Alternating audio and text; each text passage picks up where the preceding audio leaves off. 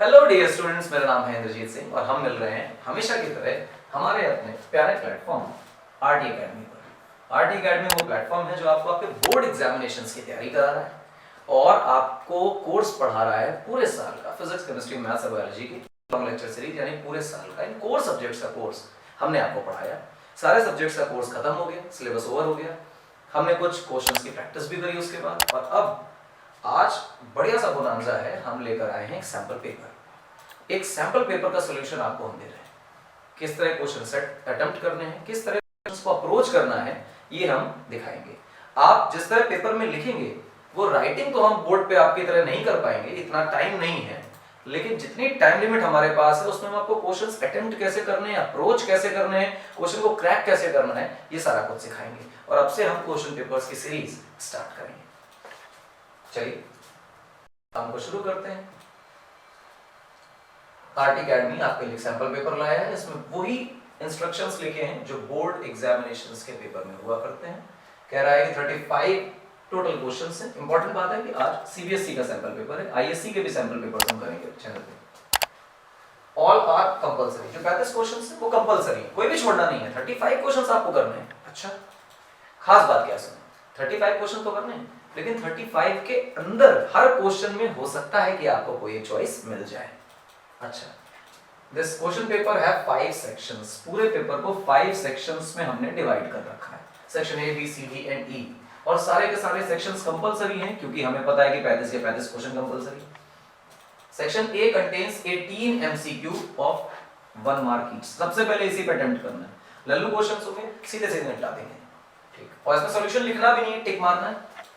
Section B contains, अच्छा ये बात ध्यान रखना कि जो एमसीक्यू आ रहे हैं सीबीएसई वालों, वो 18 क्वेश्चंस हैं, यानी 18 नंबर आपको ऐसे मिल रहे हैं जो या तो मॉडरेट या तो लो लेवल क्वेश्चंस होंगे और आसानी से लग जाएंगे, फैक्ट बेस्ड क्वेश्चंस होंगे। थ्योरी ठीक से याद होगी तो आप मान लीजिएगा कि 18 नंबर आपको सीधे सीधे 70 मार्क्स की थ्योरी में मिलने वाले।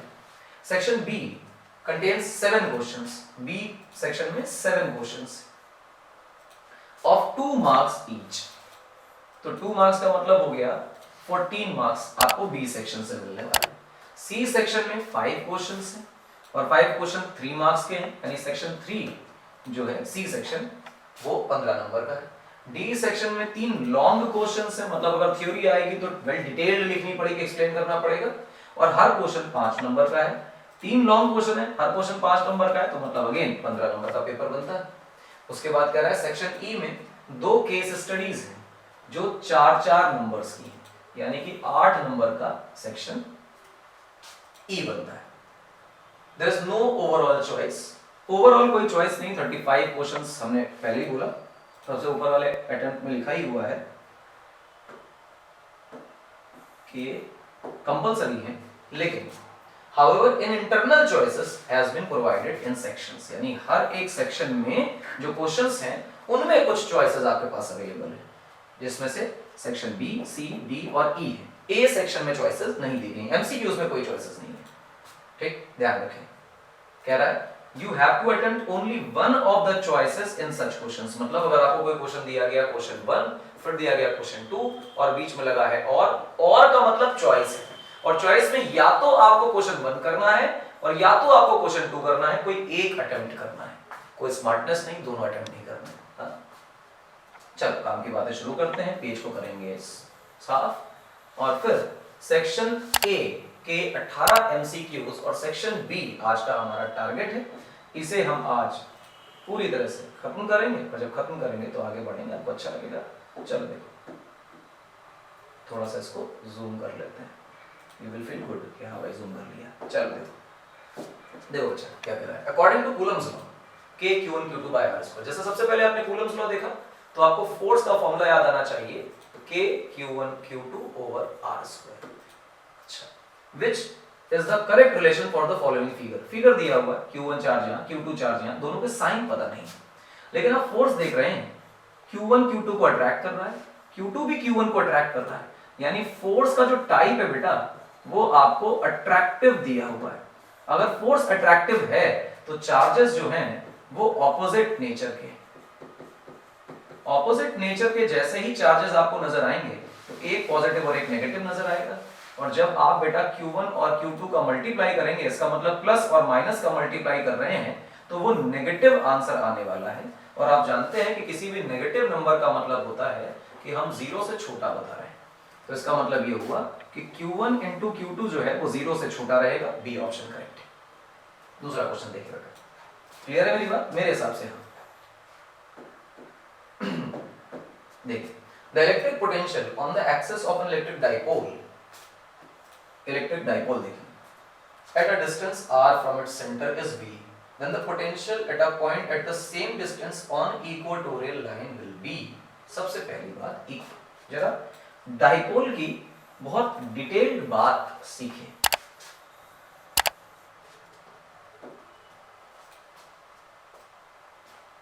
अगर यहां पर हमारे पास मान लीजिए कि माइनस चार्ज है और यहां पर हमारे पास कोई प्लस चार्ज है और इनसे मिलकर बन रहा है डाइपोल, ये इक्वेटोरियल लाइन है, ये डिस्टेंस a, ये डिस्टेंस a, यहां पर हम पहुंच गए और सेंटर से अंडर डिस्टेंस मान ली r और सारी बातें सही माने तो कुछ ऐसा सही। ये जो दूरी है बेटा, ये है r square plus a square का रूट। इसी प्रकार से अगर हम प्लस 4 से दूरी देखेंगे तो भी ये r square plus a square का रूट रहेगी और जो रूट वैल्यूज हैं ये बराबर है।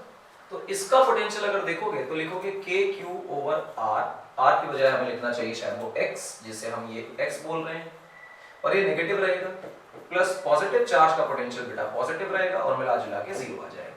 इक्वेटोरियल लाइन पर पोटेंशियल हमेशा 0 रहता है। इक्वेटोरियल लाइन पर अगर पोटेंशियल 0 रहता है तो इन्होंने तो कह दिया कि यार इक्वेटोरियल लाइन पर इलेक्ट्रिक डाइपोल पे electric potential on the axis of magnet, ध्यान रखें इक्वेटोरियल पे कितना रहता है 0, ठीक, इक्वेटोरियल पे 0। एक्सिस को याद रखो माइनस q और फिर यहाँ पर बेटा प्लस q और फिर एक्सिस पर बहुत दूर चले गए किसी r सेपरेशन पे, तो यहाँ पोटेंशियल कितना होता है? सबको याद है कि पोटेंशियल का फॉर्मूला होता है 1/4 pi epsilon naught p by r square. अच्छा, तो क्या कह रहा है? एक्सिस पर जब पोटेंशियल नापा गया तो v निकला, ये एक्सिस वाला दिया गया। Then the potential on the same distance on equatorial line, अब equatorial line का कोई रिलेशन थोड़ी है क्योंकि equatorial line पे तो हमेशा पोटेंशियल कितना है 0। तो डी ऑप्शन बेटा आपका करेक्ट है। अगर आपको ये फैक्ट्स याद हैं कि एक्सिस पर इतना और इक्वेटोरियल पे इतना, तो इनमें रिलेशन बनाकर फंसाने की कोशिश की है क्वेश्चन में। चलो तीसरा क्वेश्चन देखते हैं, थोड़ा सा बड़ा कर लें इसे, आपके लिए भी विजिबल रहेगा।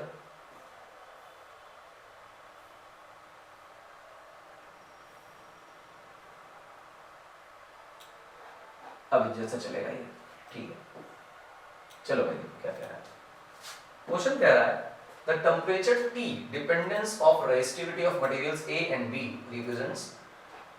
represented by figure 1 and 2। कौन कौन से मटेरियल कौन कौन है? आप जानते हैं कि जैसे जैसे आप टेम्परेचर बढ़ाते हैं तो रेजिस्टेंस बढ़ता है और रेजिस्टिविटी बढ़ती है। अगर ये स्टेटमेंट आपको बताया जाए तो आप इन्हें कंडक्टर कहेंगे, पर टेम्परेचर के बढ़ने के साथ अगर रेजिस्टेंस घट रहा है और रेजिस्टिविटी घट रही है तो आप इसे बेटा सेमीकंडक्टर कहेंगे। तो बस आप देखें, पहले वाले केस में टेम्परेचर बढ़ने के साथ रेजिस्टिविटी घटाई जा रही है, दूसरे केस में टेम्परेचर के साथ रेजिस्टिविटी बढ़ाई जा रही है, यानी दूसरा वाला जो ग्राफ है वो कंडक्टर के लिए है और पहला वाला जो ग्राफ है वो सेमीकंडक्टर के लिए है। अच्छा, एग्जांपल के साथ बातें कर ली होंगी इन्होंने। कह रहा है मटेरियल ए इज कॉपर, ये ग्राफ ए है और ये ग्राफ बी है, ठीक। मटेरियल ए इज कॉपर, नहीं वो तो सेमीकंडक्टर है, पहला गलत हो गया। मटेरियल ए इज जर्मेनियम, ठीक है। मटेरियल बी इज कॉपर है, परफेक्ट है। बी वाला कंडक्टर, ए वाला सेमीकंडक्टर, बी ऑप्शन करेक्ट।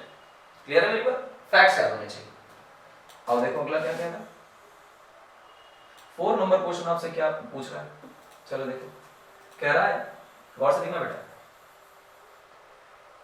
कह रहा है कि 2 concentric and coplanar circular loops P और Q having their radii in the ratio of 2:3, loop Q carries a current of 9 ampere in anti-clockwise direction. For the magnetic field to be 0 at the common center, loop P must carry। देखिए बेटा, simple बात है। P ऐसे है, P को उठा के यहाँ रख देता हूं, और Q बेटा ऐसे है। Q जो है वो P से बड़ा है, क्योंकि रेशियो अगर आप देखेंगे दिया जो हुआ है वो P और Q का 2:3 का है। यानी अगर सेंटर से बेटा बाहर वाले की रेडियस 3 है तो अंदर वाले की रेडियस 2 है। और फिर कह रहा है कि जो Q है बाहर वाला, अंदर वाला जो है वो P है और बाहर वाला Q है। कह रहा है Q में 9 एम्पियर का करंट है एंटी क्लॉकवाइज डायरेक्शन में, तो यानी कि यहां पर ऐसे ऐसे 9 एम्पियर। अच्छा, तो इसकी डायरेक्शन देखो, एंटी क्लॉकवाइज घुमाओगे तो फील्ड कहां आएगी? बाहर। कह रहा है कि फील्ड जीरो करनी है, तो इसका मतलब ये जो आदमी है इसमें घूमना चाहिए क्लॉकवाइज। तो भाई साहब आपने घुमाया कैसा? क्लॉकवाइज। अच्छा लगा। तो एक तो तय हो गया कि हमें क्लॉकवाइज वालों को रखना है और एंटी क्लॉकवाइज वालों को काट देना है, यानी सी एंड डी ऑप्शन तो हमारे काम के नहीं है। इन दो ऑप्शंस में कौन सा करेक्ट है उसे देखना है। चलो देखते हैं। हम मान लेते हैं कि अंदर वाले में करंट है I, और जब इन्हें नलीफाई करके जीरो करना है तो इसका मतलब ये है कि दोनों की फील्ड बराबर होनी चाहिए। भाई साहब की फील्ड देखें कितनी होगी, μ0I by 2 into R, R का मतलब 3, और इसका क्या मतलब होगा छोटी वाली का? छोटी वाले के लिए वही फॉर्मूला सेंटर की फील्ड का, μ0I by 2 into R, और रेडियस को हमने 2:3 मानी रखी, तो म्यू से म्यू बेटा कैंसिल, 2 से 2 बेटा कैंसिल, तो 3 से 9 कैंसिल, तो बचा 3। I का मतलब आया 3 into 2 that is 6 एम्पियर, तो 6 ampere in clockwise direction answer है।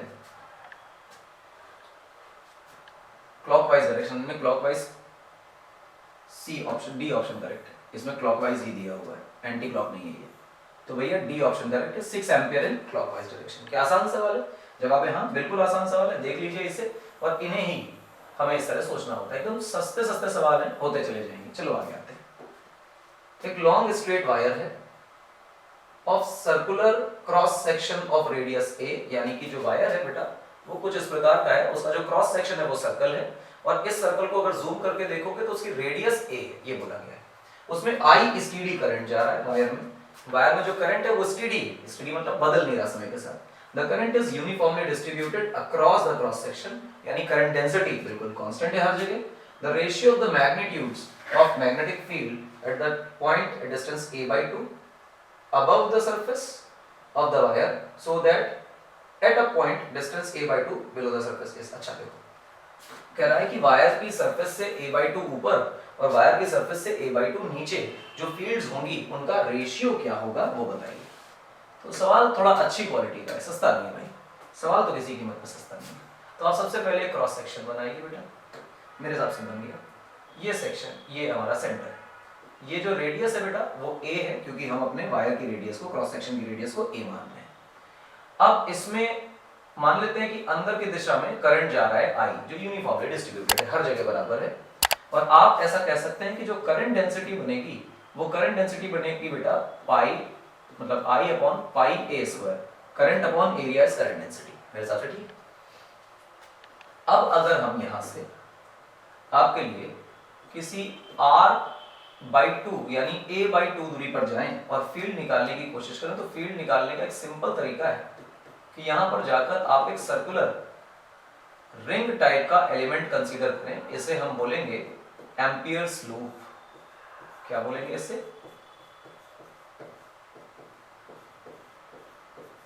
Amperes loop. अब जो एम्पियर लूप है इसके लिए आप लगाएं close integral b dot dl equal to mu naught into I enclosed. अब एनक्लोज्ड का मतलब ये हुआ कि जो करंट हमारे लूप के अंदर है, पूरे वायर का करंट नहीं, हमारे लूप के अंदर का करंट, b फील्ड जो भी होगी इस पूरे क्रॉस सेक्शन पे कांस्टेंट रहने वाली हमारे लूप के ऊपर। dl के लिए आप क्या कर दोगे, लिखोगे 2 पाई इनटू r, r की जगह आपके लिए a by 2, क्योंकि हमारे लूप की जो रेडियस है वो a by 2 है। म्यू नॉट बेटा म्यू नॉट रहा, और करंट का मतलब होता है करंट डेंसिटी इनटू हमारा एरिया। किसका एरिया? हमारे इस क्रॉस सेक्शन का एरिया जो हमारे एम्पियर लूप का है, लूप के अंदर का एरिया, a by 2 रेडियस का बेसिकली। तो a by 2 रेडियस का एरिया कितना होगा? पाई इनटू a by 2 का होल स्क्वायर, ये रहेगा भैया, ये से कट गया, तो b into pi a equal to mu naught. j की वैल्यू हम निकाल चुके हैं बच्चा, वो है I by pi a square into pi a square by 4। अब देखो क्या हो रहा है, पाई से पाई बेटा कैंसिल हो रहा है, a स्क्वायर से बेटा a स्क्वायर कैंसिल हो रहा है, तो जो B का फॉर्मूला हमारे लिए आ रहा है वो आ रहा है म्यू नॉट इंटू आई अपॉन, बेटा कितना आ रहा है, पाई और a नीचे आएगा तो मेरे हिसाब से बनेगा 4 पाई a। ये बन गया हमारे लिए फॉर्मूला। ये अंदर वाले पॉइंट का है, इनसाइड का है, ठीक है ना, ध्यान दें, इनसाइड। अब आउटसाइड की बातें करते हैं। आउटसाइड के लिए आप वही वाले को पकड़ लीजिए, वायर को। ये हमारा जो वायर है इसका एक सेंटर है और सेंटर से जो रेडियस है वो a है। इसी तरह आप इसके बाहर पहुंच जाइए बेटा, और कह रहा है कि सरफेस से a/2 ऊपर, a/2 अबव द सरफेस, यानी ये जो दूरी है ये a/2 है, परंतु सेंटर से अगर दूरी नापोगे तो a पहले और a/2 बाद में, यानी पहले 1 फिर आधा, यानी कि 3/2 a हो गया। ये है हमारा एम्पियर्स लूप। क्लियर है मेरी बात? अब इस एम्पियर्स लूप में आप एम्पियर लॉ लगाइए, integral B dot dl equal to mu naught into I enclosed. जवाब है हाँ। B बेटा बाहर आएगा तो हम लिखेंगे dl 2 पाई r। 2 पाई r के लिए क्या लिखोगे, गौर से देखना, 2 पाई, और रेडियस हमारी कितनी है बेटा, 3/2 a equal to mu naught, तो बेटा म्यू नॉट रहा, आई एनक्लोज्ड फिर से वही रहेगा, करंट डेंसिटी वगैरह। लेकिन तुम देखो कि हमारा लूप बाहर है और वायर अंदर है, क्या हमारे लूप के अंदर टोटल वायर है? तो जवाब है हाँ, टोटल वायर हमारे लूप के अंदर है। और अगर टोटल वायर हमारे लूप के अंदर आ गया तो टोटल वायर में करंट कितना है सर? टोटल वायर में करंट आई, तो इसका मतलब आई एनक्लोज्ड आई के बराबर हो गया। जवाब है हाँ, हो गया। इससे इसको काट डालिए तो बेटा बी का फॉर्मूला क्या बन रहा है, गौर से देखो, ये बन रहा है म्यू नॉट आई अपॉन 3 पाई ए। ये बन रहा है, ये बन गया बेटा आउटसाइड का, बन गया आउटसाइड का। अब ये क्या कह रहा है, above the surface to that of point distance below the surface, यानी above वाला आउटसाइड वाला ऊपर रखना है रेशियो में, और इनसाइड वाला बेटा नीचे रखना है।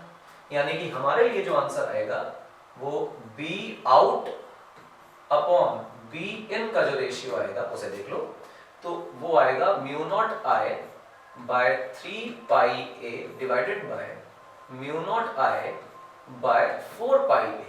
तो आपको ये गया ऊपर mu naught I pi A cancel, तो आंसर इज नथिंग बट 4/3, यानी 4:3। सी ऑप्शन बचा करेक्ट।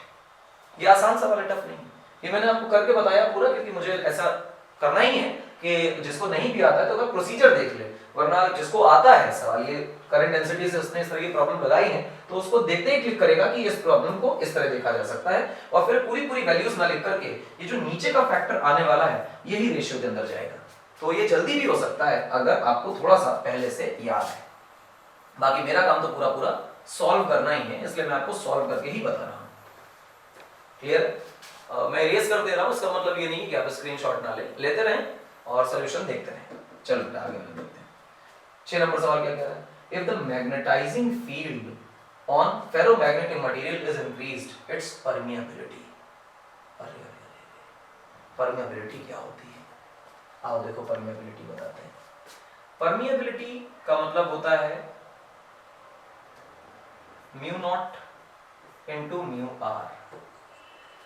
क्लियर है मेरी बात? Mu naught into mu R, net permeability. अच्छा, म्यू नॉट तो वैक्यूम के लिए फिक्स्ड है, तो बेसिकली परमिएबिलिटी शब्द से रिलेटिव परमिएबिलिटी ही दिमाग में आती है, मटेरियल की प्रॉपर्टी। और आपके दिमाग में रहना चाहिए कि ये चीज अनचेंज्ड है, किसी कीमत पर बदल नहीं रही, अनचेंज्ड। आगे बढ़ जाते हैं। चलो भाई आगे देखो, एक आयरन कोर्ड कॉइल है, उसको कनेक्ट किया गया है बल्ब के साथ सीरीज में, एसी सोर्स लगा दिया है, तो बल्ब रेजिस्टेंस हो गया, कॉइल जो है वो इंडक्टर हो गई, तो एलआर सर्किट का डिजाइन बना दिया। Iron piece taken out of the coil, the brightness of the bulb will, क्या होगा? ध्यान दें, इसके अंदर कुछ आयरन का पीस डाला हुआ है और उसे हम निकाल रहे हैं। अगर हम उसे निकाल रहे हैं तो आयरन पीस को निकालने से क्या होगा कि जो इंडक्टेंस होगी वो घटेगी, क्योंकि रिलेटिव परमेबिलिटी आप पूरे सिस्टम की घटा रहे हैं।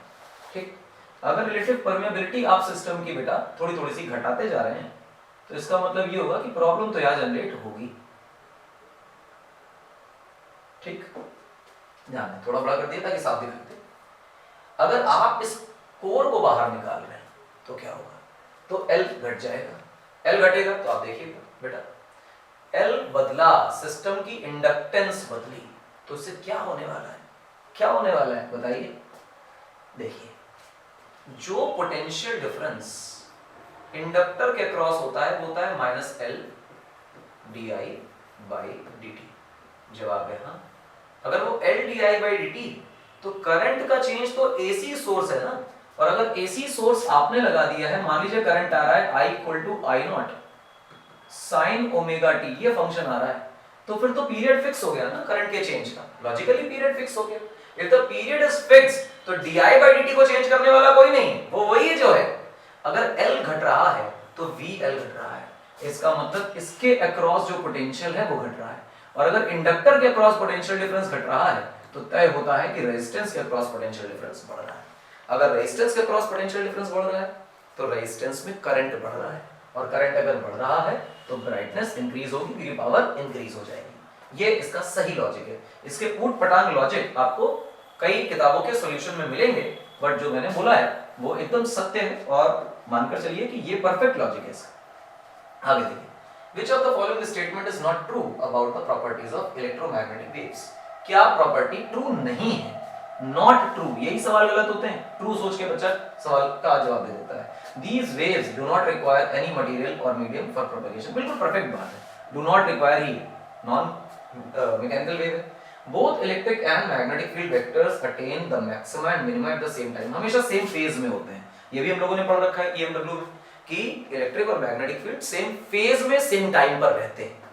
अच्छा, the energy in electromagnetic wave is divided equally between the electric and magnetic fields, ये भी सत्य बात है, क्योंकि हम लोगों को पता है कि इलेक्ट्रिक फील्ड एनर्जी डेंसिटी और मैग्नेटिक एनर्जी डेंसिटी ये दोनों मैग्नीट्यूड में बराबर होते हैं। Both electric and magnetic field vectors are parallel to each other, गलत बात, हमेशा परपेंडिकुलर होते हैं। आप लोगों ने शायद इस तरह का डायग्राम भी देखा होगा, हम लोगों ने किया है, इलेक्ट्रिक फील्ड और ये मैग्नेटिक फील्ड और यहाँ पर फील्ड का वेव का प्रोपगेशन वेक्टर, इस प्रकार से हम लोगों ने इलेक्ट्रिक फील्ड का डिजाइन बनाया और इस प्रकार से मैग्नेटिक फील्ड का डिजाइन बनाया, और वेव जो है, वेव का प्रोपगेशन वेक्टर आगे की तरफ, वेव आगे जाती है, हमेशा दोनों परपेंडिकुलर रहते हैं। तो जो आखिरी ऑप्शन है वो हमारे लिए सही है, क्योंकि वही प्रॉपर्टी गलत है। ठीक है, और मेरे हिसाब से सस्ता सवाल था, फैक्ट बेस्ड था, आपको आना चाहिए था। चलो देखो बच्चा, अगला सवाल देखो। एक रेक्टेंगुलर, एक स्क्वायर, एक सर्कुलर, एक एलिप्टिकल लूप है, सारे के सारे xy प्लेन में रखे, all moving out of uniform magnetic field with constant velocity v equal to vi cap. ठीक, ये लिखा हुआ है बेटा, ना दिख रहा हूं तो मैं दोबारा लिख देता हूं, vi cap. The magnetic field is directed along the negative z-axis direction. The induced EMF during the passage of these loops out of the field region will not remain constant for. समझते हैं, सस्ता सवाल है, difficult नहीं है, but still समझाना तो पड़ता ही है। ये आपको PYQs की बुक में एक स्पेशल क्वेश्चन के तौर पे मिल जाएगा।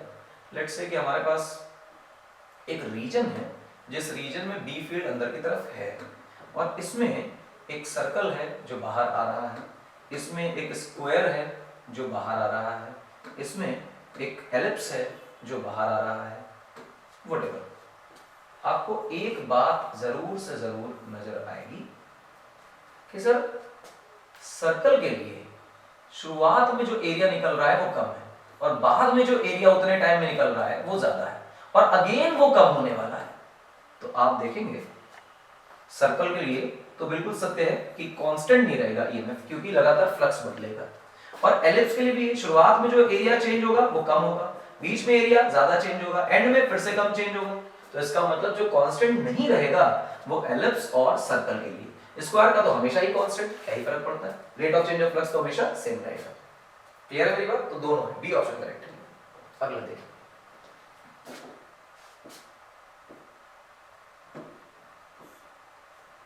पहला सवाल देखो, कह रहा है The Young's double slit experiment, the part difference at a certain point on the screen between the two interfering waves is 1/8 of the wavelength. The ratio of intensity at this point to that at the central bright fringe is close to का मतलब rough idea लगाना है। ठीक, कह रहा है कि एक तो दिस पॉइंट को ऊपर रखना है और सेंट्रल ब्राइट को नीचे रखना है। तो इंटेंसिटी जो सेंट्रल मैक्सिमा की होती है वो 4I0 होती है, ठीक। और हमारे वाले पॉइंट की जो इंटेंसिटी है वो होती है 2I0 1 प्लस कॉस फाई। अगर फाई फेज डिफरेंस पता चल जाए तो दुनिया पता चल जाए, पर फेज डिफरेंस ना बताकर इन्होंने बताया है path difference, and path difference is lambda by 8, 1/8 of wavelength, यानी कि डेल्टा x की वैल्यू बता दी है लैम्डा बाई 8। अब दुनिया वाले लैम्डा बाई 8 देख के खुश हो जाएंगे, तो तुम तुरंत क्या कहोगे? कहोगे कि फेज डिफरेंस का पाथ डिफरेंस से ये रिश्ता है कि phase difference equal to 2 pi by lambda into path difference. तो भैया लैम्डा से लैम्डा कैंसिल, इससे ये कैंसिल 4, तो आया this is equal to pi by 4, ये आ गया। अब भाई साहब पुट कर दीजिए ऊपर, तो जब आप बच्चा I एट P निकालेंगे तो लिखेंगे 2I0 1 plus cos pi by 4, pi by 4 मतलब 45 डिग्री, यानी कि 1/√2, यही तो बना मेरे हिसाब से। तो हमारे लिए जो आंसर आ रहा है वो आ रहा है 2I0 और फिर ऊपर आएगा √2 प्लस 1 अपॉन √2, ये रहा।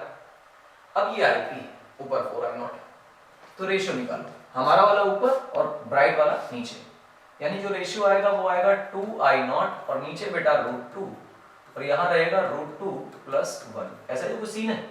और उसको नीचे डालोगे 4I0 को, तो यहाँ आ जाएगा 4I0, I0 से I0 कैंसिल, 2 से 2 कैंसिल, तो हमारे लिए जो आंसर आ रहा है वो आ रहा है √2 प्लस 1 अपॉन 2√2, ये ऑप्शन करेक्ट है। आप इसे सॉल्व कर लीजिए। अब मैं इसे सॉल्व तो नहीं कर रहा हूँ क्योंकि टाइम वेस्टेज है, वैल्यू मैंने आपको निकाल के बता दी है, क्वेश्चन कैसे बनता है ये बता दिया है। If you solve it you will get the answer. √2 की वैल्यू भी मैं बता देता हूँ, 1.4 plus 1 2 into 1.4, just solve it and 1 2 3 4 whatever is the answer प्राप्त कर लीजिए, आंसर खत्म। तो मैं इसे इग्नोर करता हूँ क्वेश्चन को यहाँ से, क्योंकि इसके बाद सिर्फ सॉल्यूशन नंबर सॉल्व करिए। क्वेश्चन ऐसे लगेगा, सेंट्रल ग्रेविटी आपको पता है, किसी भी पॉइंट पर इंटेंसिटी फेज डिफरेंस के फॉर्म में आपको पता होती है और फेज डिफरेंस और पार्ट डिफरेंस का फॉर्मूला आपको पता होता है। अगर आप ये अप्लाई करना जानते हैं तो बस खेल खत्म, पैसा आ जाए, काम हो गया। इरेज करते हैं, अगला देखते हैं बेटा। चलो देखो अगला क्या कह रहा है, work function for a metal surface is 4.14 electron volt, the threshold wavelength for this metal is. Work function दे रखा है बेटा और वो ये दे रखा है, तो हम जानते हैं कि जो वर्क फंक्शन होता है वो होता है hc बाय लैम्डा नॉट।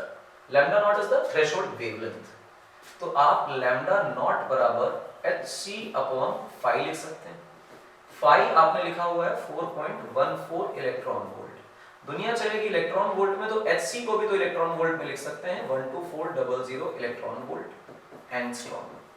अब इलेक्ट्रॉन वोल्ट से इलेक्ट्रॉन वोल्ट कट जाएगा, एंगस्ट्रॉम में अपना आंसर आ जाएगा। तो 12400 डिवाइडेड बाय 4.14 एंगस्ट्रॉम, ये आपका बेटा लैम्डा नॉट का आंसर है। I am again not going to solve it, ये मेरे हिसाब से बड़ा सस्ता सा सवाल बन गया है, आपसे हो ही जाएगा। टिक कर लीजिए, मार्क कर लीजिए, आपके आंसर आ जाएंगे। मेरे हिसाब से जो भी चीज बन रही है उसमें दिख रहा है कि डेसिमल में सेकंड ऑप्शन ही है, तो सेकंड ऑप्शन ही बनने वाला है, ठीक, तो सेकंड ऑप्शन ही बन जाएगा। चलो देखो अगला क्या कह रहा है, अगला कह रहा है आपसे कि sir radius of the inner most electron orbit of hydrogen atom is इतना मीटर, ठीक है। The radius of n3 n equal to 3 orbitals. अब यहां पर जो आपको याद रखना है बेटा, वो रेडियस की प्रोपोर्शनैलिटी याद रखनी है।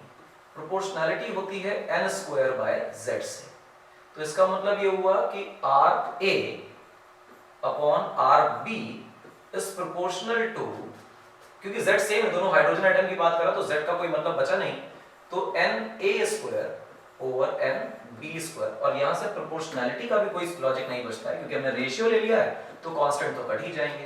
तो हम लिख सकते हैं R3 divided by R1 equal to N3 का स्क्वायर अपॉन N1 का स्क्वायर। N3 का मतलब 3 का स्क्वायर, N1 का मतलब 1 का स्क्वायर।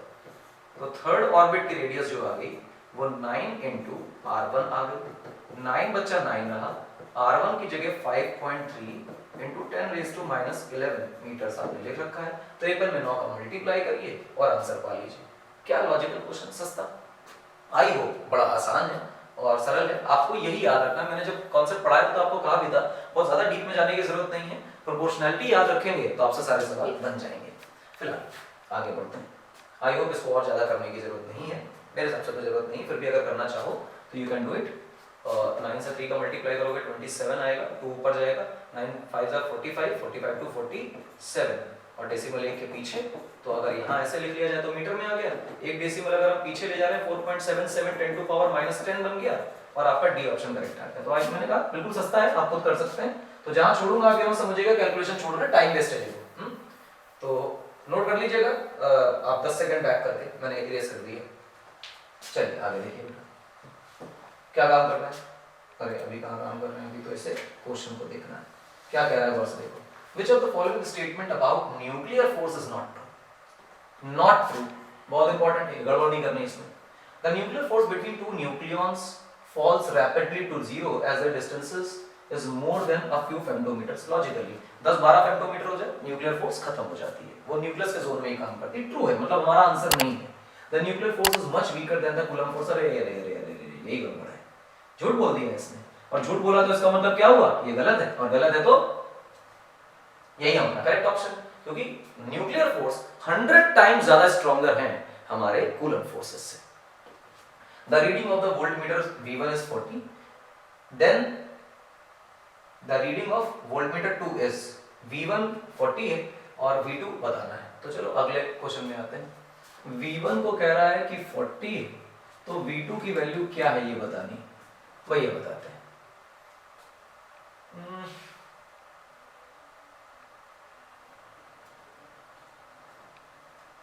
देखो तो ये जो चीज है ये एक्चुअली रेजिस्टेंस है। हाँ रेजिस्टेंस है। ये देखो L और C का सीरीज सर्किट है। हाँ सीरीज सर्किट है, और फिर ये सीरीज सर्किट इन तीनों का, ये क्योंकि वोल्टमीटर लगाया तो लॉजिकली करंट कहीं जाने नहीं वाला है, तो LCR सर्किट है। और वोल्टमीटर जो 2 है, ये 2 वोल्टमीटर, ये रीड कर रहा है इन दोनों के अक्रॉस का वोल्टेज, कर तो रहा है। तो क्या करें, कुछ ना करें, गौर से देखिए। फेजर डायग्राम बना है, ये रहा बेटा करंट का फेज, और ये रहा बेटा ऊपर का फेज, ये नीचे का फेज। हमें पता है कि यहां पर आता है वोल्टेज अक्रॉस रेजिस्टेंस, 90 डिग्री आगे आता है वोल्टेज अक्रॉस इंडक्टर, और 90 डिग्री पीछे आता है वोल्टेज अक्रॉस कैपेसिटर। अगर इन दोनों का कॉमन वोल्टेज V1 से 40 वोल्ट दिया है, तो इसका मतलब ये हुआ कि इन लोगों ने बदमाशी करके हमें VL माइनस VC की वैल्यू 40 वोल्ट बता दी। अब यहां से जो ये आंसर होगा ये V नेट होगा।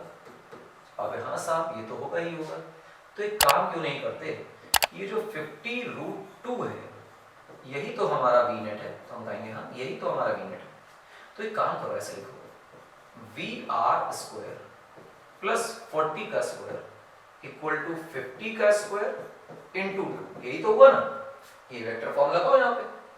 तो जो VR का स्क्वायर आएगा वो आएगा 50 का स्क्वायर इंटू 2 माइनस 40 का स्क्वायर। मेरे हिसाब से तो इसी बन रहा है नहीं, हाँ ठीक है, कोई बुराई नहीं इसमें। अगर इसमें कोई बुराई समझना आए तो तुरंत दिमाग में आना चाहिए कि सर VR का मतलब क्या होगा, VR का मतलब होगा स्क्वायर रूट ओवर 50 का मतलब 5 का मतलब 25, 2 जीरो और इंटू 2, और इसका मतलब 16 और 2 जीरो और। तो जरा इसको कर लो तो कितना आ रहा है 5000, और इसको करो तो कितना आ रहा है 1600। तो जरा माइनस करो कितना बचेगा, 1000 माइनस करोगे तो 4 बचेगा, 6 माइनस करोगे तो बेसिकली बचेगा 3400 का स्क्वायर रूट बराबर VR। तो हम VR को लिख सकते होंगे स्क्वायर रूट 34 इंटू 10, और रूट 34 की वैल्यू कितनी बनने वाली है, इसे देखो रूट 34, 6 का 36 का रूट 6 होता है, और 6 इंटू 10 जो है वो 60 बनेगा, और 36 से थोड़ा ही कम है तो इसे सॉल्व करने की जरूरत नहीं। 58 करेक्ट ऑप्शन दिखाई दे रहा है, बाकी सब वैल्यूज बहुत नीचे है। ठीक है मेरी बात, 36 होता तो 6 बनता, 6 10 60 होता, उससे थोड़ा ही कम है तो 58 करेक्ट ऑप्शन। तो इसमें AC का जरा सा जुगाड़ लग रहा था, सस्ते सवाल है होते चले जाएंगे। चलो देखो अगला सवाल देखो बच्चा, अगला क्या कह रहा है? कह रहा है इलेक्ट्रिक पोटेंशियल V का फंक्शन दिया हुआ है x के साथ, कह रहा है कि the graph of magnitude of electric field intensity E as function of x बताना है। तो हम ये जानते हैं कि इलेक्ट्रिक फील्ड का मतलब होता है del V by del x, वो माइनस का, हम समझते हैं, ठीक है। और del V by del x क्योंकि ये straight line passing through origin, तो इसका जो फाई है वो भी कांस्टेंट पॉजिटिव ही है बेसिकली, तो स्लोप पॉजिटिव दिखाई दे रही है। तो स्ट्रेट लाइन है तो उसका डेरिवेटिव कांस्टेंट आएगा, तो नेगेटिव कांस्टेंट बनेगा। तो यानी शुरुआत वाला ग्राफ नेगेटिव साइड में कांस्टेंट रहना चाहिए, मतलब ये हिस्सा परफेक्ट है और ये हिस्सा गलत है। शुरुआत में तो उसने पहले पॉजिटिव बना दिया, गलत है, और दूसरे में उसने कांस्टेंट बनाया पर पॉजिटिव बनाया, गलत है, यानी ये ऑप्शन करेक्ट है, दूसरा चेक करने की जरूरत ही नहीं पड़ी आगे। क्लियर है मेरी बात? जवाब है ना। थोड़ी सी गणित, थोड़ी सी फिजिक्स मिला जुला के सवाल बन गया सब आपका। चलो आगे बढ़ जाओ। 16 नंबर पढ़ो क्या कह रहा है। 16 नंबर क्वेश्चन में आपसे कह रहा है कि two statements are given, one labeled as assertion, other as reason. Assertion reason है ये question. Select the correct answer to the question from the codes A, B, C and D as given. A लिखा हुआ है both A and R correct and R is the correct explanation of A. B लिखा हुआ है both R and A and R are true but R is not the correct explanation. फिर लिखा हुआ है A is true but R is false, फिर A is false and R is true, हमेशा ये फिक्स रहेगा। असर्शन देखो क्या लिखा हुआ है। असर्शन कह रहा है electrical conductivity of semiconductor increases on doping. Correct बात है, डोपिंग को इंक्रीज करोगे कंडक्टिविटी बढ़ेगी, परफेक्ट बात है, डोपिंग को बढ़ाकर ही तो हम कंडक्टिविटी लाते हैं। Doping always increases the number of electrons in the semiconductor, गलत बात। अगर हम पी टाइप डोपिंग करें, ट्राइवेलेंट डोपिंग करें तो होल्स बढ़ाती है, इलेक्ट्रॉन नहीं बढ़ाती, तो ये गंदगी लिखी हुई है। इसका मतलब असर्शन सही है और रीजन गलत है, तो हमारे लिए सी ऑप्शन शायद पहले वाले में दिखाई दे रहा है, तो यहां सब आप सी लगा दें। अगला देखें, टू स्टेटमेंट्स आर गिवन, फलाना फलाना फलाना ऐसा वैसा सब वही लिखा हुआ है। असर्शन फिर से देखो, in an interface pattern, interference pattern observed in YDSE, YDSE की कहानी याद है, और बोर्ड में कुछ ज्यादा चमत्कार वाला YDSE नहीं, किसी ने सिंगेज वगैरह पढ़ रखी हो तो अकल मत लगाना, जो बिल्कुल सारे असम्पशंस के साथ YDSE वही बोर्ड में, जब कुछ ना बोला जाए तो वही माना जाए।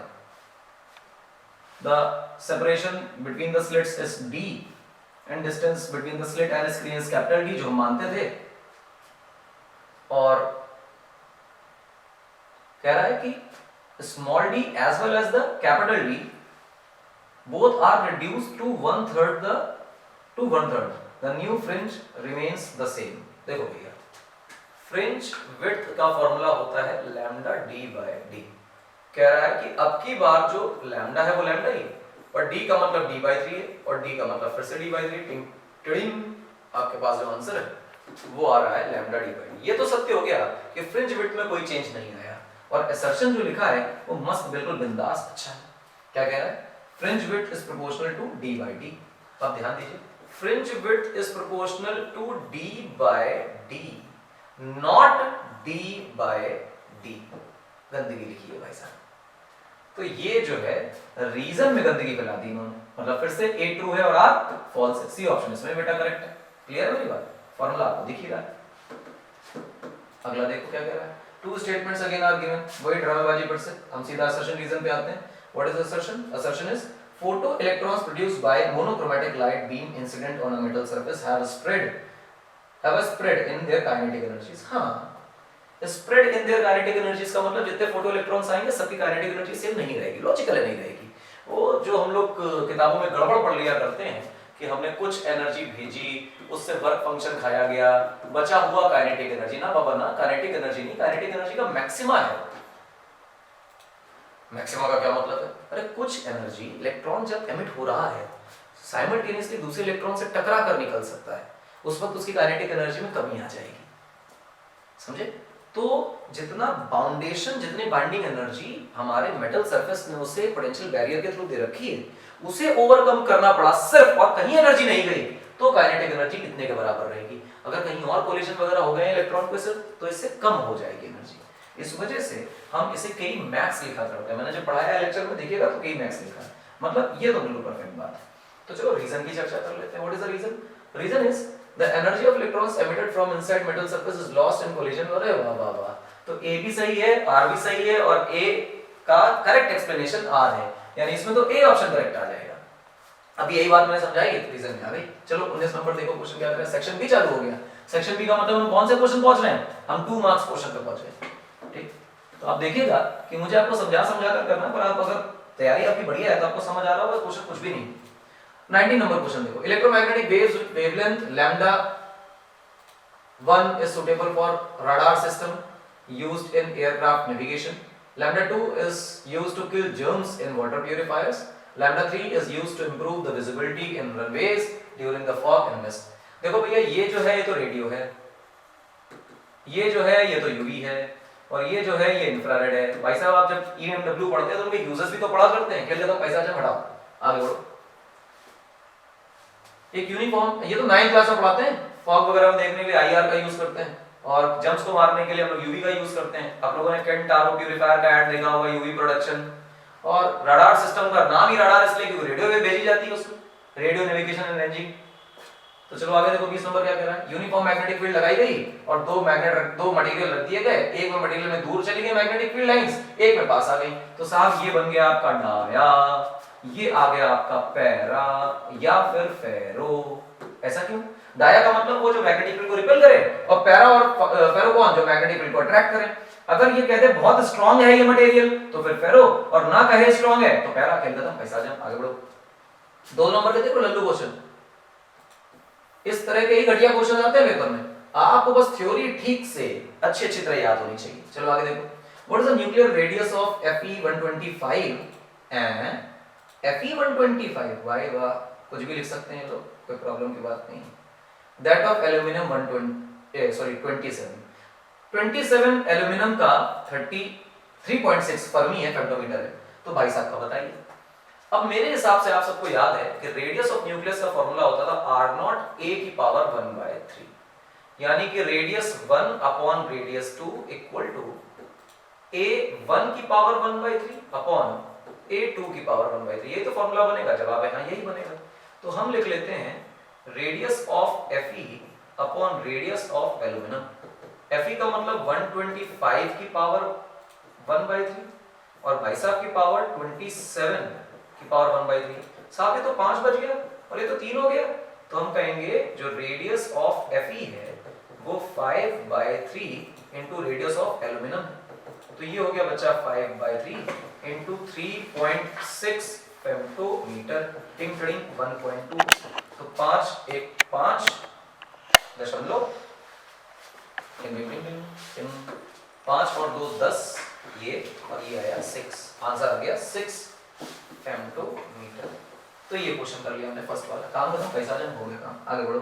बाई कॉन्वेक्स लेंस है, उसको ट्रांसपेरेंट मटेरियल से बनाया गया है, रिफ्रैक्टिव इंडेक्स 1.25 लिया गया है, उसे एक वाटर में डाल दिया गया, उसका रिफ्रैक्टिव इंडेक्स 1.33 है। ध्यान दीजिएगा कि जिस लिक्विड में डुबोया गया उसका रिफ्रैक्टिव इंडेक्स ज्यादा है, हमारे लेंस का कम है, तो जब वो कहेगा बाई कॉन्वेक्स तो ये होना चाहिए कन्वर्जिंग, लेकिन सराउंडिंग का रिफ्रैक्टिव इंडेक्स ज्यादा है तो बन जाएगा डाइवर्जिंग। क्या कह रहा है? Will the lens behave as converging or diverging? It will behave as diverging lens. Justify your answer. Let us justify the answer. 1/f is nothing but refractive index of lens divided by refractive index of surrounding minus 1. 1/r1 minus 1/r2. Given lens is nothing but a convex lens, जहाँ पे r1 आपको positive मिल रही है और r2 आपको negative मिल रही है।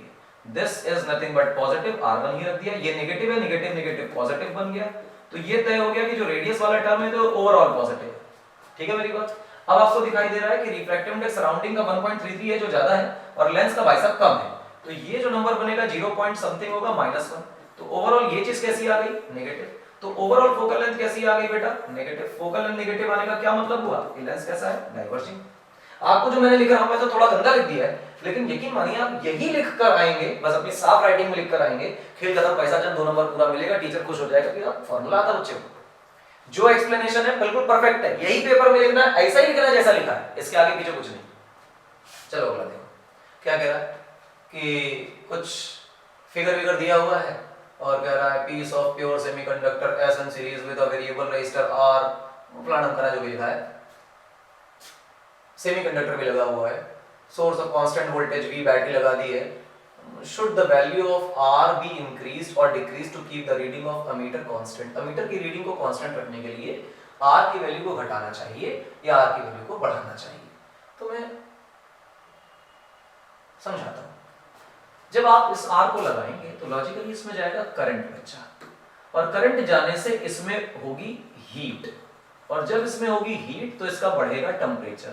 जब इसका बढ़ेगा टेम्परेचर तो सेमीकंडक्टर का रेजिस्टेंस जाएगा घट, और जब सेमीकंडक्टर का रेजिस्टेंस घट जाएगा तो घटने की वजह से जो करंट होगा वो बढ़ने लग जाएगा। हम कहेंगे करंट को रखना है कांस्टेंट, तो साहब अपने रेजिस्टेंस को बढ़ाना शुरू कर दो, इंक्रीज कर दीजिए। लॉजिकली समझ आया? As the current passes through the semiconductor, the temperature of the semiconductor increases, and as the temperature of semiconductor increases, the resistance of semiconductor decreases. That results an increase in the current. If the current increases, then we have to maintain the current constant. Then we have to increase the variable resistance R. Simple. Resistance को बढ़ाना पड़ेगा। 2 number का लल्लू सवाल, basic concept. और पूछा किससे गया है? वही कंडक्टिविटी से, टेम्परेचर का जो वेरिएशन होता है उससे। 2 सवाल आ चुके हैं एक ही कॉन्सेप्ट से। अगला देखो क्या कहता है। कह रहे हैं narrow slit is illuminated by a parallel beam, ठीक है, of monochromatic light of wavelength lambda equal to 6000 angstrom, and the angular width of the central maximum resulting the diffraction pattern is measured, ठीक है, when the slit is next illuminated by light of wavelength lambda, the angular width is decreased by 30%. Calculate the wavelength. 2 lambda d by d, d की जगह हम लोग शायद इसमें b लिया करते हैं। ये होती है फ्रिंज विड्थ, और एंगुलर फ्रिंज विड्थ जो होती है वो 2 लैम्डा बाय b होती है सेंट्रल की। क्लियर है मेरी बात? जवाब है। अब देखो क्या किया कि पहली बार में जो थीटा 1 लिया उसमें 2 बाय d, d की जगह b लिखते हैं, ऐसा ही है, और सामने लिखा गया है बेटा 6000। एंगस्ट्रॉम में चल रहा है, मैं एंगस्ट्रॉम में लेके चल रहा हूं, छोड़ देते हैं सबको। और थीटा 2 जो है वो 2 बाय b इंटू लैम्डा है, और कह रहा है कि जो दूसरा वाला है वो पहले के कंपैरिजन में 30% कम है। 30% कम होने का मतलब ये हुआ कि theta 2 is equal to theta 1 minus 30% of theta 1। 30% कम हो गया। 30% कम होने का मतलब बचा कितना? 70%। तो भैया 70%, यानी 70% ऑफ 2 बाय b इंटू बचा 6000, ठीक है ना? ये हो गया 2 बाय b इंटू लैम्डा। टिंग टिंग 1 0 1 0 1 0 1 0, तो मेरे हिसाब से 7 6 शायद आता है 42, और 2 0 बचे। ये आ गया एंगस्ट्रॉम में आंसर, काम खत्म, पैसा आ जाए। जस्ट फॉर्मूला याद करना था डाइफ्रैक्शन पैटर्न का, आपका आंसर 1 मिनट में आ जाता। सेंट्रल ब्राइट फ्रिंज की चौड़ाई और एंगुलर फ्रिंज कितनी होती है ये पता होना चाहिए था। खेल खत्म, पैसा आ जाए, इरेज करते हैं, आगे बढ़ते हैं। अगला देखो बेटा क्या कह रहा है। अगला कह रहा है 2 large thin metal plates are parallel and close to each other. अरे ठीक है, on inner faces the plates have surface charge densities opposite signs, जो कि इतने कूलम पर मीटर स्क्वायर की हैं, यानी ये सिग्मा दिया गया। भैया कैपेसिटर का सवाल आ गया। What is the electric field intensity? आप जानते हैं कि इलेक्ट्रिक फील्ड इंटेंसिटी कैपेसिटर की प्लेट के बीच में सिग्मा अपॉन एप्सिलॉन नॉट होती है। 17.7 into 10 to power minus 22 coulomb पर मीटर स्क्वायर सिग्मा दिया, और आप जानते हैं कि 8.85 into 10 to power minus 12 ये एप्सिलॉन नॉट होता है। तो आप इसको निपटाओगे 2 बार जाएगा, तो 2 into 10 to power minus 10 बच रहा है। ये है इलेक्ट्रिक फील्ड वोल्ट पर मीटर में। आ गया आंसर।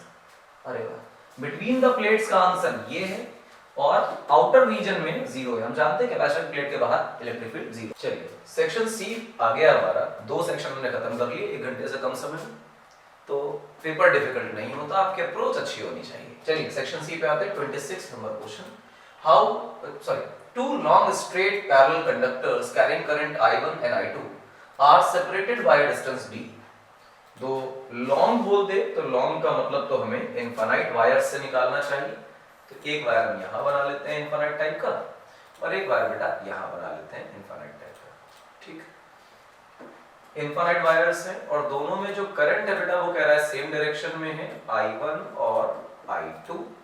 इनके बीच का सेपरेशन कुछ है d, प्रॉब्लम नहीं है इस डी में। कह रहा है if the currents are flowing in the same direction, show how the magnetic field produced by one exerts an attractive force on other। मतलब ये दोनों एक दूसरे को अट्रैक्ट करते हैं, प्रूव करना है। स्टैंडर्ड क्वेश्चन है, क्लास में सिखाया जाता है। जब सेम डायरेक्शन में जाएंगे तो अट्रैक्ट करेंगे और अपोजिट डायरेक्शन में करंट होगा तो रिपेल करेंगे। फिलहाल हम इस वायर को सोर्स वायर मानते हैं और इसे हम टेस्ट वायर मानते हैं। कुल मिला के मतलब ये है कि हमारे कंसीडरेशन में हम मानते हैं कि ये जो फर्स्ट वायर है ये फील्ड क्रिएट करेगा और सेकंड वायर उसकी फील्ड की वजह से फोर्स एक्सपीरियंस करेगा। ठीक, मेरे हिसाब से ये बहुत लॉजिकल बात है, आसानी से समझ आई होगी। और ये हम क्या करते थे हमेशा, तो इस साइड पर फर्स्ट की वजह से सेकंड के साइड पर फील्ड क्या होगी वो निकाल लेते हैं। देखो B due to 1 equal to हम कहेंगे mu not I1 by 2 pi D. ऐसा क्यों बोला? इनफाइनाइट वायर की फील्ड हमें डायरेक्टली याद है तो प्रूव नहीं कर रहे।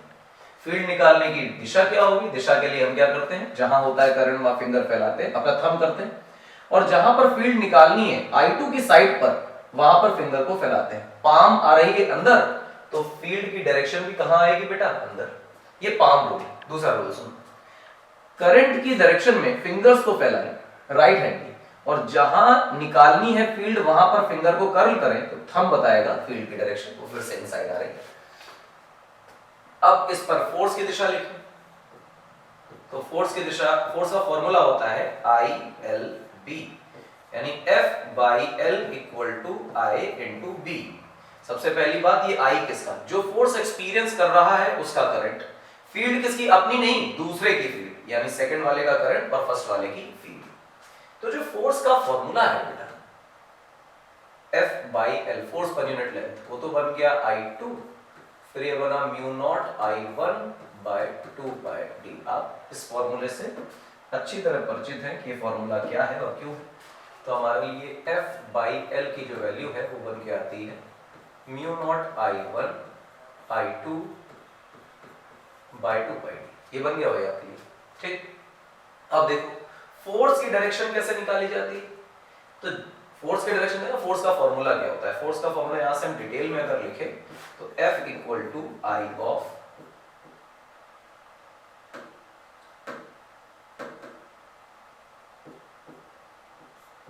L क्रॉस B होता है, यानी कि L की तरफ हाथ फैलाओ, B की तरफ मोड़ो।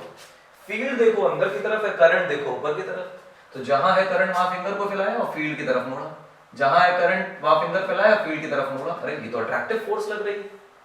तो हम कहेंगे कि by cross product by this law ये ऐसा कि फोर्स वायर की तरफ है और जो वायर की तरफ फोर्स आ रही है तो हम कहेंगे अट्रैक्टिव फोर्स है। और आप इसके लिए left hand rule, Fleming's left hand rule का इस्तेमाल भी कर सकते हैं। देखिए बेटा, फील्ड अंदर की तरफ, करंट ऊपर की तरफ, तो फोर्स आ रही है लेफ्ट में, याद है ना, फादर मदर चाइल्ड, वही। तो हम इस फोर्स के लिए लिख सकते हैं डायरेक्शन के लिए कि by Fleming's left hand rule हमें फोर्स की डायरेक्शन मिलती है। और फील्ड के लिए हम लिख सकते हैं पाम रूल। तो हम लिख दें पाम रूल की वजह से फील्ड अंदर और फ्लेमिंग लेफ्ट हैंड रूल की वजह से फोर्स लेफ्ट साइड में, जिसकी वजह से वो अट्रैक्टिव फोर्सेस दिखा रहे हैं। बस प्रूव कर दिया हमने जो प्रूव करना था। खेल खत्म, पैसा आ जाए, 3 नंबर हो गए अपने। चलो आगे बढ़ो, इसे हटाते हैं क्योंकि अभी अपने काम का नहीं रहा।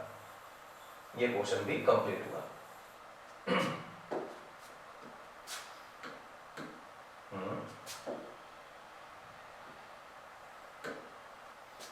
चल देखो अगला क्या कह रहा है। मैग्नेटिक फील्ड है थ्रू अ सर्कुलर लूप जिसका 12 सेंटीमीटर का रेडियस है, 8.5 ओम की शानदार रेजिस्टेंस है। उसमें जो मैग्नेटिक फील्ड चेंज हो रही है उसका ग्राफ बना हुआ है। The magnetic field is perpendicular to the plane of loop. सब कुछ ठीक ठाक दिया है, 90 डिग्री का एंगल अगर प्लेन के साथ दिया है तो एरिया वेक्टर के साथ 0 का एंगल।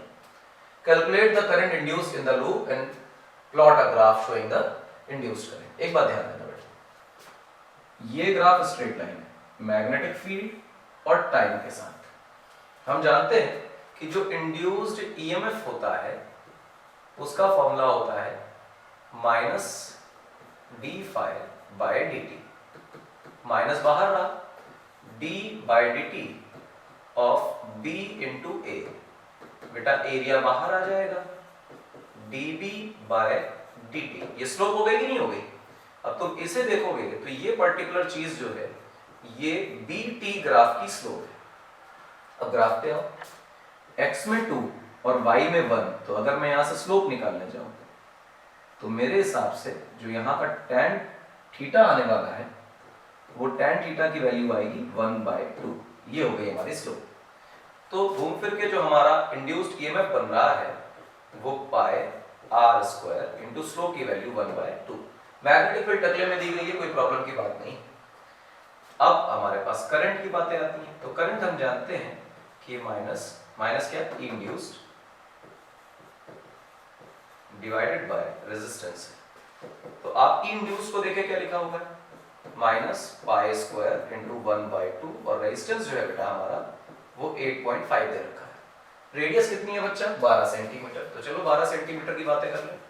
करंट की वैल्यू अगर आप देखेंगे तो आप लिखेंगे माइनस पाई 12 इंटू 10⁻⁻2 सेंटीमीटर को मीटर में कन्वर्ट किया 1/2, तो बेसिकली ये 17 आ गया।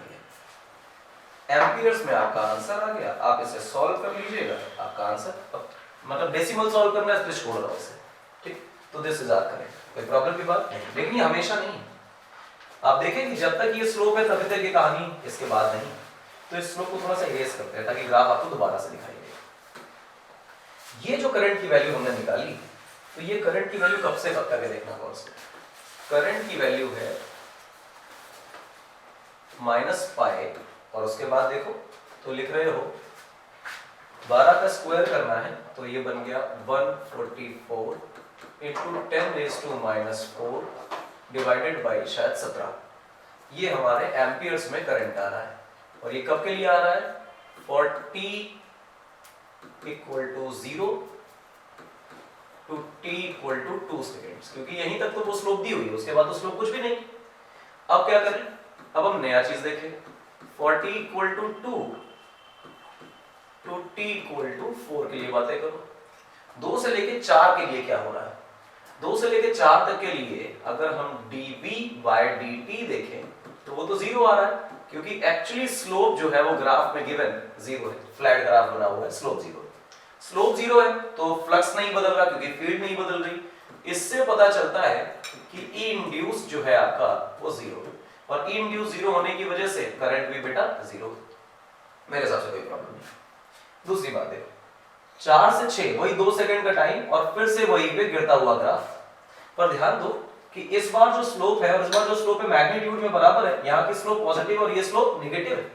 तो आप कहेंगे कि for t = 4 seconds to t = 6 seconds के बीच में जो करंट आ रहा है वो आइडेंटिकल वैसा ही है, बस माइनस की बजाय प्लस हो जा रहा है। तो पाई इंटू 144 इंटू 10⁻⁻4/17 एम्पियर का ग्राफ।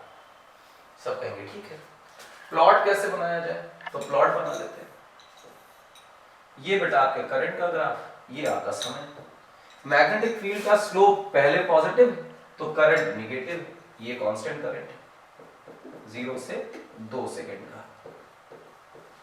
2 से लेके 4 सेकंड तक कुछ है ही नहीं, और 4 सेकंड के बाद आप देखेंगे कि ग्राफ 6 सेकंड तक फिर पॉजिटिव करंट वाला है। And this value is given here. ये मेरे हिसाब से इस तरह का ग्राफ बन रहा है। क्या सस्ता सवाल है, जवाब है हाँ।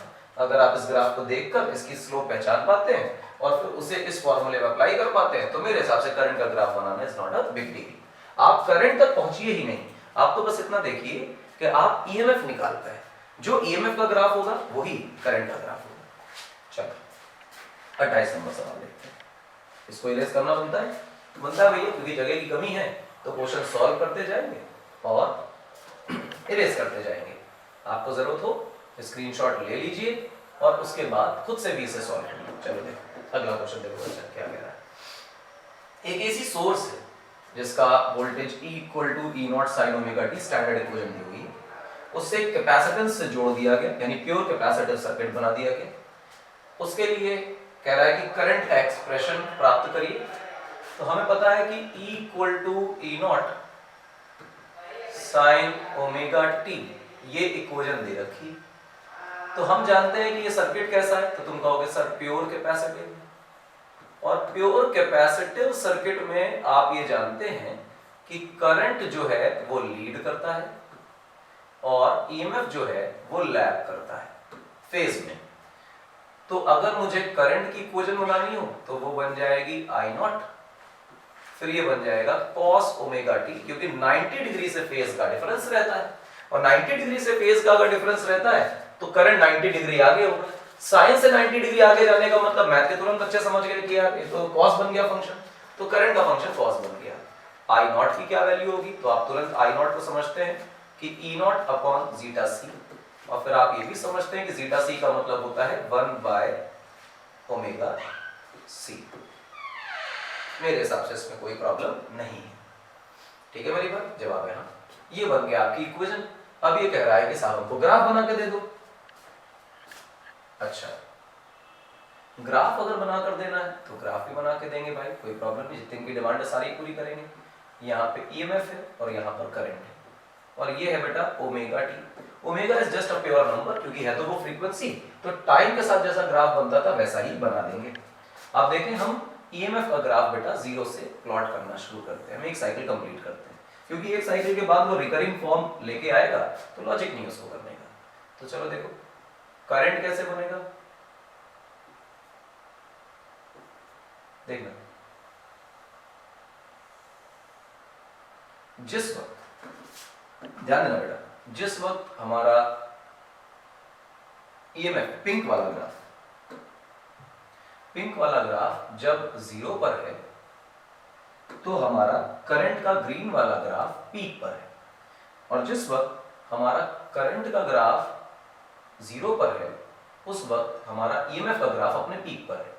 यही केस फिर से दोहराया जाएगा, ईएमएफ जीरो पे करंट पीक पर, करंट जीरो पर ईएमएफ पीक पर, और इस तरह से 90 डिग्री का फेज हमेशा मेंटेन रहेगा। क्लियर है मेरी बात, जवाब है हाँ। हाँ, इसमें लिखा हुआ है कि शो करिए कि वो 90 डिग्री से फेज में डिफरेंस रहता है, तो शो हमने क्लास में करा रखा है, बेसिक का लेक्चर देख लीजिए, वहीं आपको मिल जाएगा। और अगर ज्यादा अच्छा है तो आप ये भी कर सकते हैं कि मान लीजिए कि आपके पास इस प्रकार से ये कुछ कैपेसिटर लगा है, कुछ एसी का सोर्स लगा हुआ है, प्योर कैपेसिटिव सर्किट बन गया है, इस पर कुछ चार्ज प्लस क्यू, इस पर कुछ चार्ज माइनस क्यू आया है, E equal to E naught sine of omega T आ चुका है, तो इसकी वजह से कोई ना कोई करंट होगा। हम वोल्टेजेस की बातें कर लेते हैं बेटा। वोल्टेज जो है कैपेसिटर के अक्रॉस वो Q बाई सी है, ठीक है, कैपेसिटर के अक्रॉस वोल्टेज Q बाई सी है। तो किरचॉफ लॉ अगर लगाएं तो हम कहेंगे E not sine omega T source का वोल्टेज माइनस Q बाय सी कैपेसिटर के अक्रॉस जो वोल्टेज है, और क्लोज लूप में घूमेंगे दो ही कंपोनेंट्स हैं तो वो खत्म हो जाएंगे, तो एक जगह पे आने पे जीरो वोल्टेज, ठीक। तो पोटेंशियल ड्रॉप का सम जीरो, ये हम लोगों ने यूज किया KVL। तो Q अपॉन C की क्या वैल्यू बन रही है, Q अपॉन C की वैल्यू बन रही है epsilon not sine of omega T.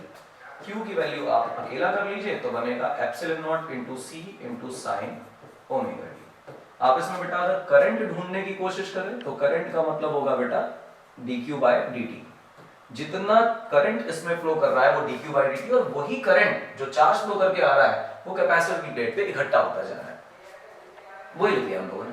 तो ये बन गया बेटा एप्सिलॉन नॉट सी, साइन का डिफरेंशिएशन करोगे तो बेटा बनेगा cos ओमेगा टी, और यहां से जो ओमेगा है वो डिफरेंशिएशन में साइन का आर्गुमेंट है तो बाहर आ जाएगा। इससे हम लोग लिख सकते हैं एप्सिलॉन नॉट या ई नॉट 1 बाय ओमेगा सी, और ये बन गया बच्चा cos ओमेगा टी। ये करंट की वैल्यू बन गई। यहां पर 1 बाय ओमेगा सी को हम जीटा सी कैपेसिटिव रिएक्टेंस नाम देते हैं, और I की वैल्यू जो बन गई वो बन गई epsilon not by zeta C cos omega T. इस पूरी वैल्यू को हम करंट की पीक वैल्यू बोल देते हैं और कहते हैं कि पीक वैल्यू ऑफ करंट है, जिसे हम I नॉट बोल रहे हैं, ये बन रहा है cos ओमेगा टी। cos को अगर साइन में ले जाने की कोशिश करें तो सब जानते हैं कि cos साइन से 90 डिग्री आगे का ग्राफ होता है, तो इसका मतलब इसके फेज में आपको पाई बाई 2 ऐड करना है। इसमें कोई फिजिक्स नहीं है, प्योर मैथमेटिक्स है, तो आप इस बात का सहारा नहीं लेंगे कि सवाल में लिखा था कि 90 डिग्री आगे होता है, प्रूव करो अपने मन से 90 क्यों माना। हम फिजिक्स का नहीं, मैथ का सहारा लेके साइन cos को साइन में कन्वर्ट करने के लिए पाई बाई 2 ऐड कर रहे हैं। नाउ वी कैन सी कि ईएमएफ का जो फेज है वो साइन ओमेगा टी आर्गुमेंट में है, और जो करंट का फेज है उसमें ओमेगा टी के साथ पाई बाय 2 ऐड है, और हमने शो कर दिया कि करंट जो है वो प्योर कैपेसिटिव सर्किट में 90 डिग्री से या पाई बाय 2 रेडियन के एंगल से ईएमएफ से लीड करता है। तो दोनों ही बातें हमने कंप्लीट कर ली। चलिए अगला देखिए, कह रहा है कि मेरे हिसाब से ये सब इरेज करने की बारी आ गई, तो इरेज कर लेते हैं। देखो क्या कह रहा है अगला सवाल, बड़े प्रेम से कह रहा है आपसे कि सर सुनिए बहुत गौर से कि रेडिएशन है, रेडिएशन की फ्रीक्वेंसी दे रखी है 10 टू पावर 15 हर्ट्ज, हमने कहा कोई प्रॉब्लम नहीं है इसमें।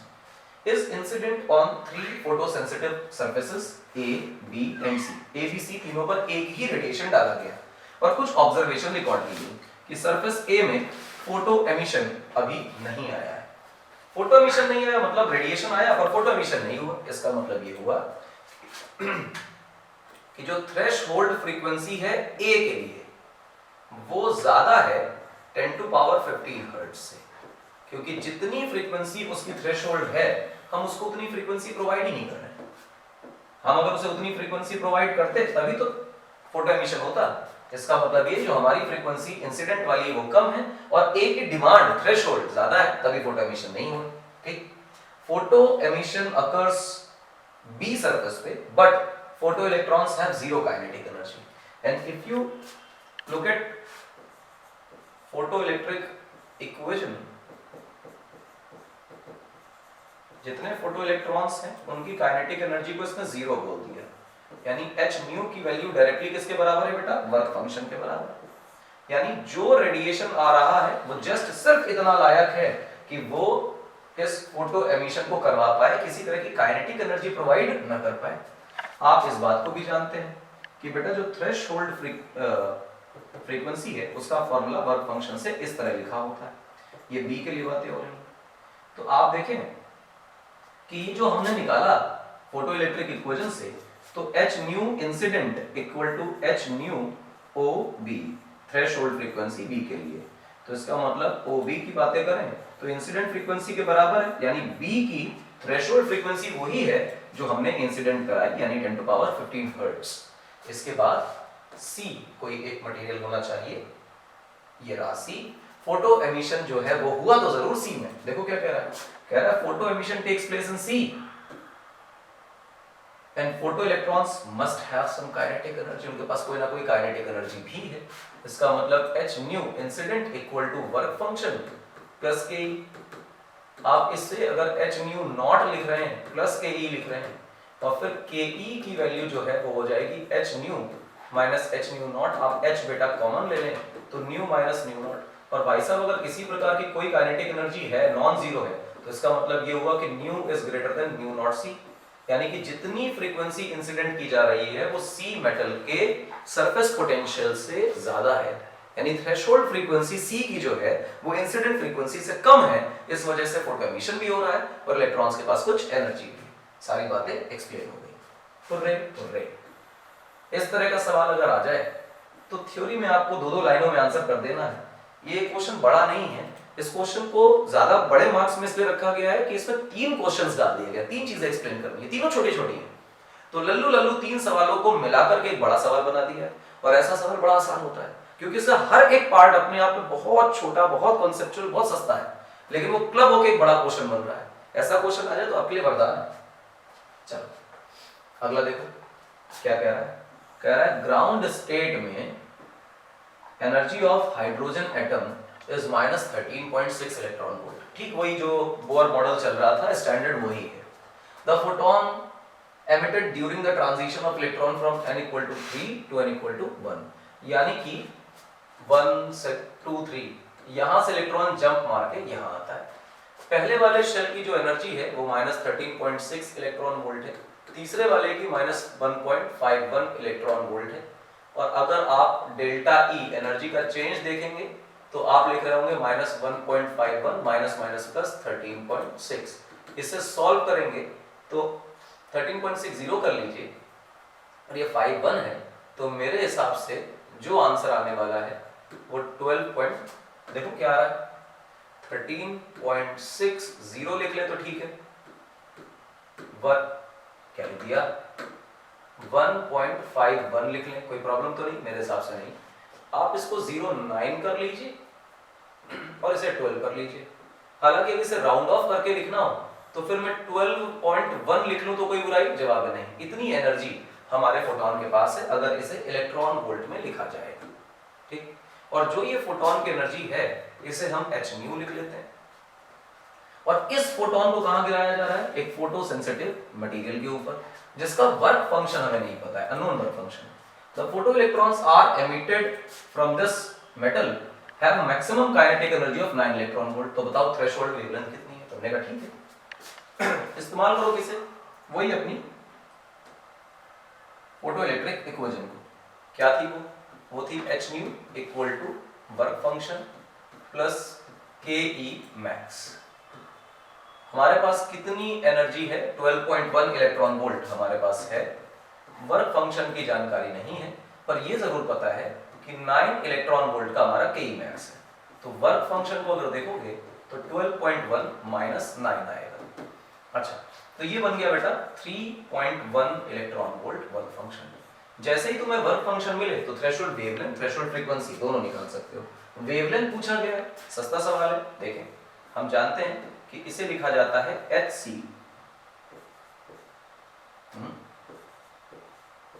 Bye lambda not. Lambda naught is the threshold frequency wavelength. तो हम क्या लिख रहे हैं बेटा, गौर से देखो, hc बाय lambda not equal to 3.1 electron volt. इसे क्या लिखोगे? गौर से देखो, 12400 electron volt angstrom divided by lambda not equal to 3.1 electron volt. Electron volt से इलेक्ट्रॉन वोल्ट कट जाता है, तो हमारे पास जो लैम्डा नॉट की वैल्यू है वो बचती है 12400 डिवाइडेड बाय 3.1 एंगस्ट्रॉम।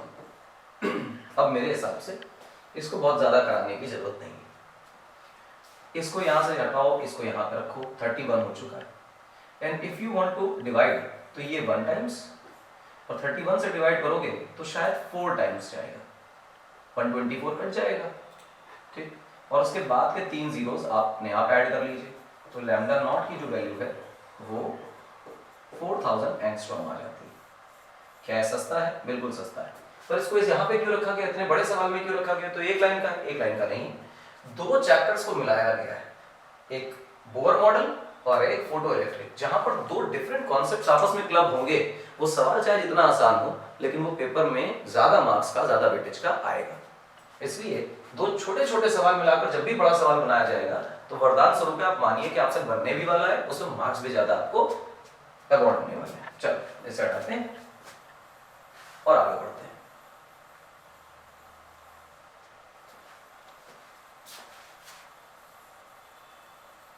चलो देखो क्या कह रहा है। Draw equipotential surface, section D आ गया भाई हमारे, 31 नंबर आ गया। फॉर इलेक्ट्रिक डाइपोल, तो हमने कहा इलेक्ट्रिक डाइपोल के लिए इक्विपोटेंशियल सरफेस कैसे बनेगी? मान लो ये प्लस चार्ज है, मान लो ये माइनस चार्ज है, and this is Q, this is Q. अब कोई इक्विपोटेंशियल का मतलब तो बिल्कुल सिंपल लॉजिकल है ना, कि ऐसी कोई एक सरफेस ड्रॉ करनी है जहां पर पोटेंशियल सेम हो जाए। तो if you want to draw equipotential surfaces for an electric dipole तो कैसे करोगे? देखो, ये एक्सियल लोकेशन है और ये इक्वाटोरियल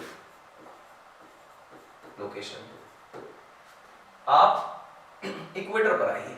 अच्छा, एक और इक्वेटर हो सकता है, देखना ऐसे मान लीजिए कि मेरी ये एक्सिस जो मैंने मानी ये भी इक्वेटर ही, इक्वाटोरियल लाइन है ना, ये एक्स है और ये एक्सिस जो है वो वाई है, तो भाई साहब ये जो इक्वेटर है वो जेड है। आप देखना, इस इक्वेटर पर कोई भी पॉइंट पकड़ोगे उसकी दूरी इन दोनों चार्जेस से बराबर रहेगी। अगर आप इसे z बोल रहे हो और इसे a बोल रहे हो तो a square plus z square का रूट यहाँ भी होने वाला है और यहाँ भी वही होने वाला है, a square plus z square का रूट। तो ऊपर नीचे कोई भी पॉइंट ले लो, सब एक ही बात है। इसी प्रकार से x एक्सिस में भी वही दूरी रहेगी। ये जो x एक्सिस इसका हर पॉइंट इस वाले चार्ज से और इस वाले चार्ज से बराबर दूरी पर रहेगा, सिमेट्रिक है।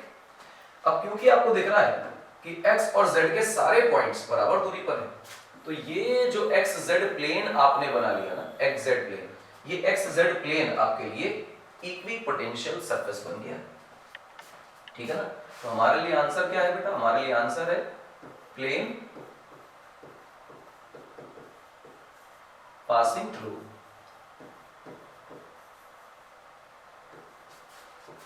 equators of dipole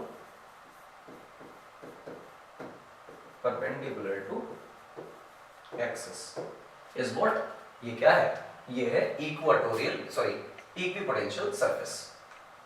अगला क्या बोल रहा है कि दो आइडेंटिकल पॉजिटिव चार्जेस हों प्लेस्ड नियर ईच अदर, एक दूसरे के पास पॉजिटिव आइडेंटिकल चार्जेस, उनके लिए इक्वी पोटेंशियल सरफेस बनाकर दिखाइए। तो चलो इक्वी पोटेंशियल सरफेस उनके लिए भी बना लेते हैं। आइडेंटिकल पॉजिटिव चार्जेस देखो भाई बनाते हैं।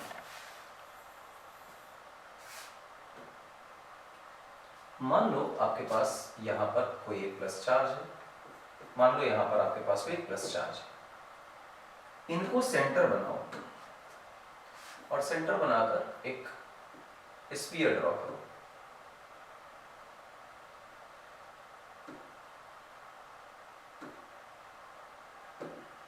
इसी प्रकार से उतना ही बड़ा स्फीयर इधर भी ड्रॉ करो, ठीक। और ये स्फीयर्स को आपस में टच भी कराओ यार, जब तक टच नहीं करेंगे ना दिल खुश नहीं होगा।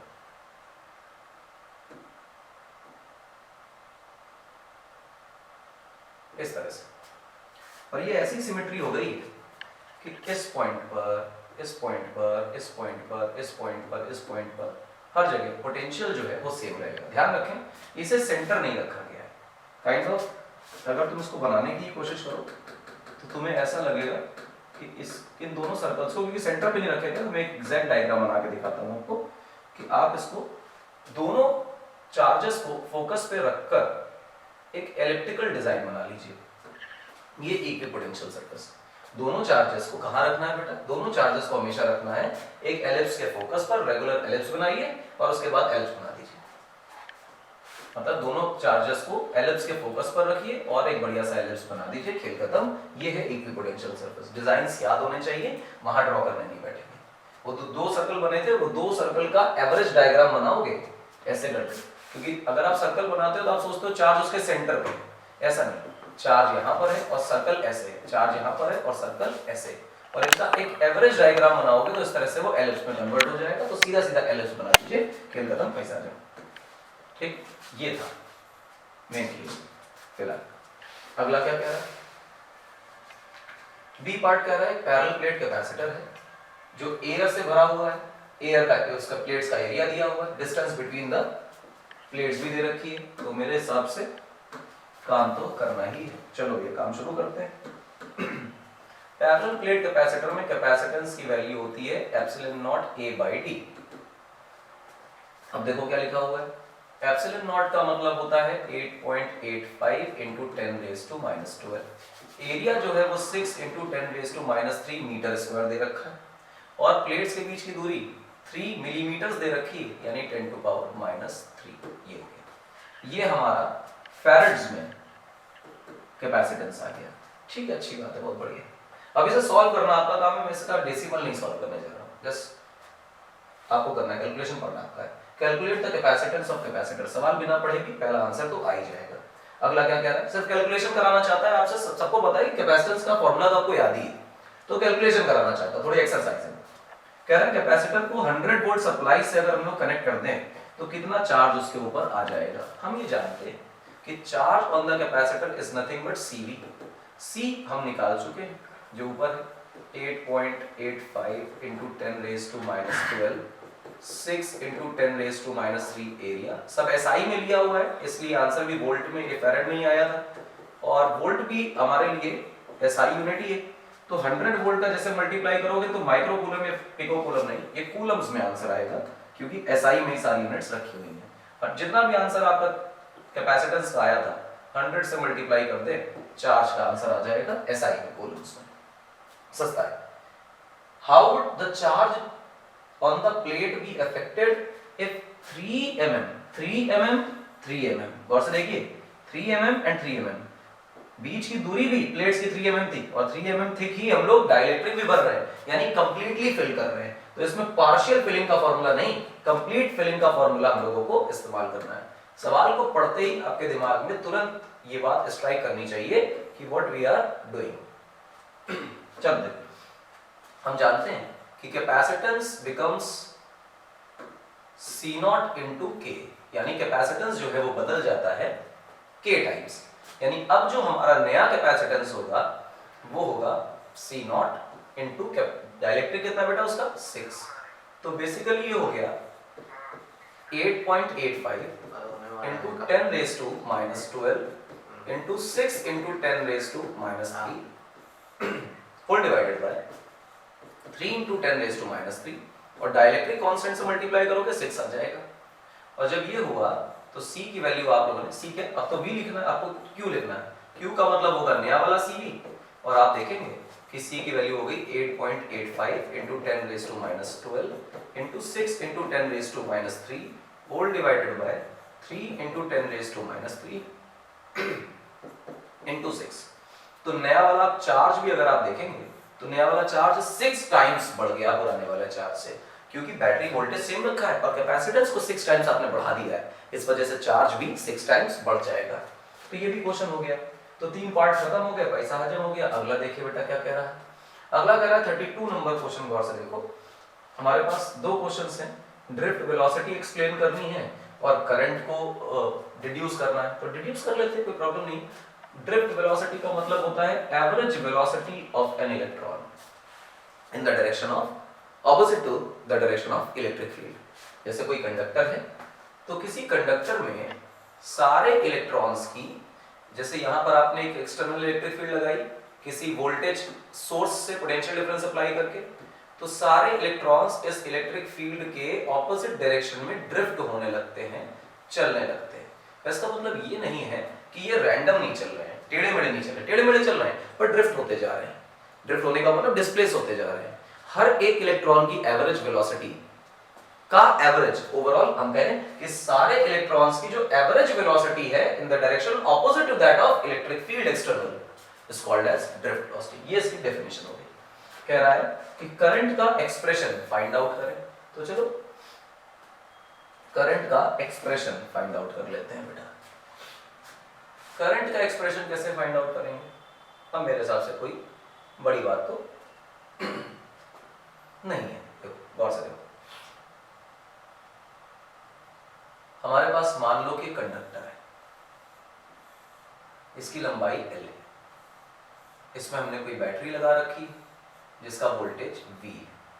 यहां पर हम 0 वोल्ट, यहां पर V वोल्ट, यहां पर V वोल्ट, यहां 0 वोल्ट मान लेते हैं। इस तरफ देखें तो एक higher to lower E external लग गई है, पोटेंशियल डिफरेंस अपॉन लेंथ इसका आंसर आ रहा है। ठीक है, अच्छी बात है।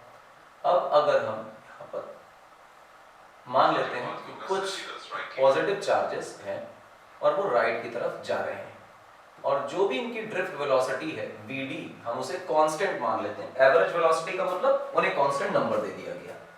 तो कुछ समय में कितने दूरी चल लेंगे ये लोग, कितनी दूरी चल लेंगे, तो हम लोग कहेंगे Vd dt। Vd इनकी स्पीड है और dt वो छोटा टाइम पीरियड है जितने में किसी एक क्रॉस सेक्शन से दूसरे क्रॉस सेक्शन में जाता हुआ इन्हें हमने माना है। Vd dt दूरी चलेंगे।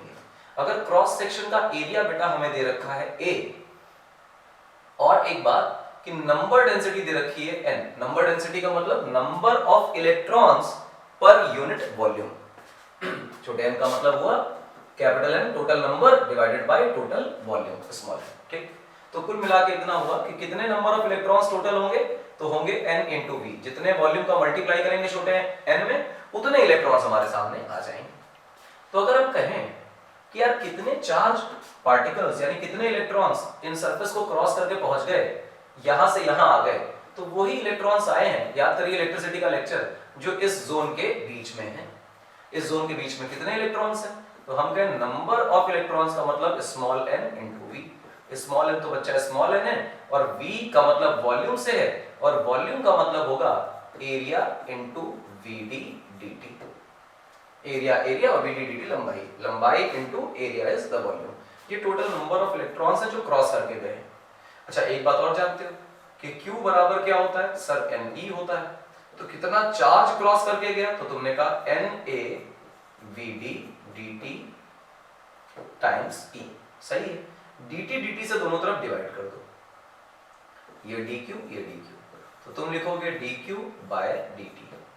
अरे dq बाय dt तो सर करंट होता है, और यहां पर dt से dt कट जाएगा, तो लिखोगे NEA VD और फिर dt बाय dt, dt से dt कैंसिल, तो तुम्हारे लिए जो dq अपॉन dt आ रहा है वो आएगा NEA VD। मेरे हिसाब से इसमें किसी प्रकार का कोई प्रॉब्लम नहीं। हाँ बहुत बढ़िया, कोई प्रॉब्लम नहीं। ये फॉर्मूला हमने बना लिया बेटा, ड्रिफ्ट वेलोसिटी का, ड्रिफ्ट वेलोसिटी से करंट का डेफिनेशन बताई और करंट का फॉर्मूला बताया। बी पार्ट को देखो क्या कह रहा है। बी पार्ट कह रहा है कि दो सेल हैं, EMF E1 E2 है, इंटरनल रेजिस्टेंस R1 R2 है, उन्हें पैरेलल में लगाया गया है। कह रहा है इक्विवेलेंट EMF बता दो, इक्विवेलेंट इंटरनल रेजिस्टेंस बता दो और A और B पॉइंट के बीच का पोटेंशियल डिफरेंस बता दो। तो हमने कहा कोई प्रॉब्लम नहीं, कर लेते हैं, ये तो वही लेक्चर जो हम लोगों ने इलेक्ट्रिसिटी में करके आए हैं हम लोग, तो उसे ही करना है। देखो बच्चा क्या कह रहा है, कह रहा है कि आपके पास कुछ E1 R1 है और आपके पास कुछ E2 R2 है। आप ये मानिए कि इससे कुछ I करंट आ रहा है और इसमें कुछ I करंट वापस आ रहा है, और ये किसी एक्सटर्नल रेजिस्टेंस से जुड़े हुए। जवाब है हाँ। अब इन दोनों को हटाकर हम कोई एक सेल बनाएं जो E इक्विवेलेंट टाइप का हो, उसका जो इंटरनल रेजिस्टेंस हो वो भी R इक्विवेलेंट टाइप का हो। तो जब आप इसे देखेंगे तो बाहर वही एक्सटर्नल रेजिस्टेंस R लगाएं और देखने पर मालूम चले कि सर्किट में उतना ही करंट आ रहा है जितना हमारा कॉम्बिनेशन दे रहा है, तो ये दोनों एक दूसरे के इक्विवेलेंट कहलाएंगे। और हम कहेंगे इन सेल्स को हटाकर ये सेल लगा दें तो एग्जैक्टली वही काम करेगा जो हमारा कॉम्बिनेशन कर रहा है। तो ये E इक्विवेलेंट कितना होगा और R इक्विवेलेंट कितना होगा, ये निकालना हमारा टारगेट। तो टारगेट कैसे होता है बॉस, देखो कैसे इसको अचीव करेंगे। हम मान लेते हैं कि पहले वाले सेल से I1 करंट आ रहा है और दूसरे वाले सेल से I2 करंट आ रहा है। तो ये माइनस ये प्लस, ये माइनस ये प्लस, क्लियर है। पीछे से करंट आ रहा है, पीछे से करंट आ रहा है, तो जहां से करंट आएगा वो प्लस, जहां से निकलेगा माइनस, जहां से आया प्लस माइनस, जहां से आया प्लस माइनस, करंट तो ऐसे जाएगा। अब इसमें किरचॉफ वोल्टेज लॉ अप्लाई करें। इसका दूसरा क्वेश्चन किरचॉफ वोल्टेज लॉ का ही। इस सेल को इंक्लूड ना करें, एक सेल और एक्सटर्नल रेजिस्टेंस, फिर दूसरा सेल और एक्सटर्नल रेजिस्टेंस। हम यहां से चलना शुरू करते हैं, प्लस से माइनस जा रहे हैं तो लिखेंगे माइनस I1 R1, फिर माइनस से प्लस जा रहे हैं तो हम लिखेंगे प्लस E1, और फिर प्लस से माइनस आ रहे हैं तो लिखेंगे minus I into R that is equal to 0। ये फर्स्ट इक्वेशन। सेकंड सेल में आए, यहां से चलना शुरू करें और बस इस बाउंड्री पे चलें, पहले वाले सेल को इग्नोर करें। तो प्लस से माइनस जा रहे हैं तो हम लिखेंगे माइनस I2 R2 और फिर प्लस E2, फिर minus I R equal to 0।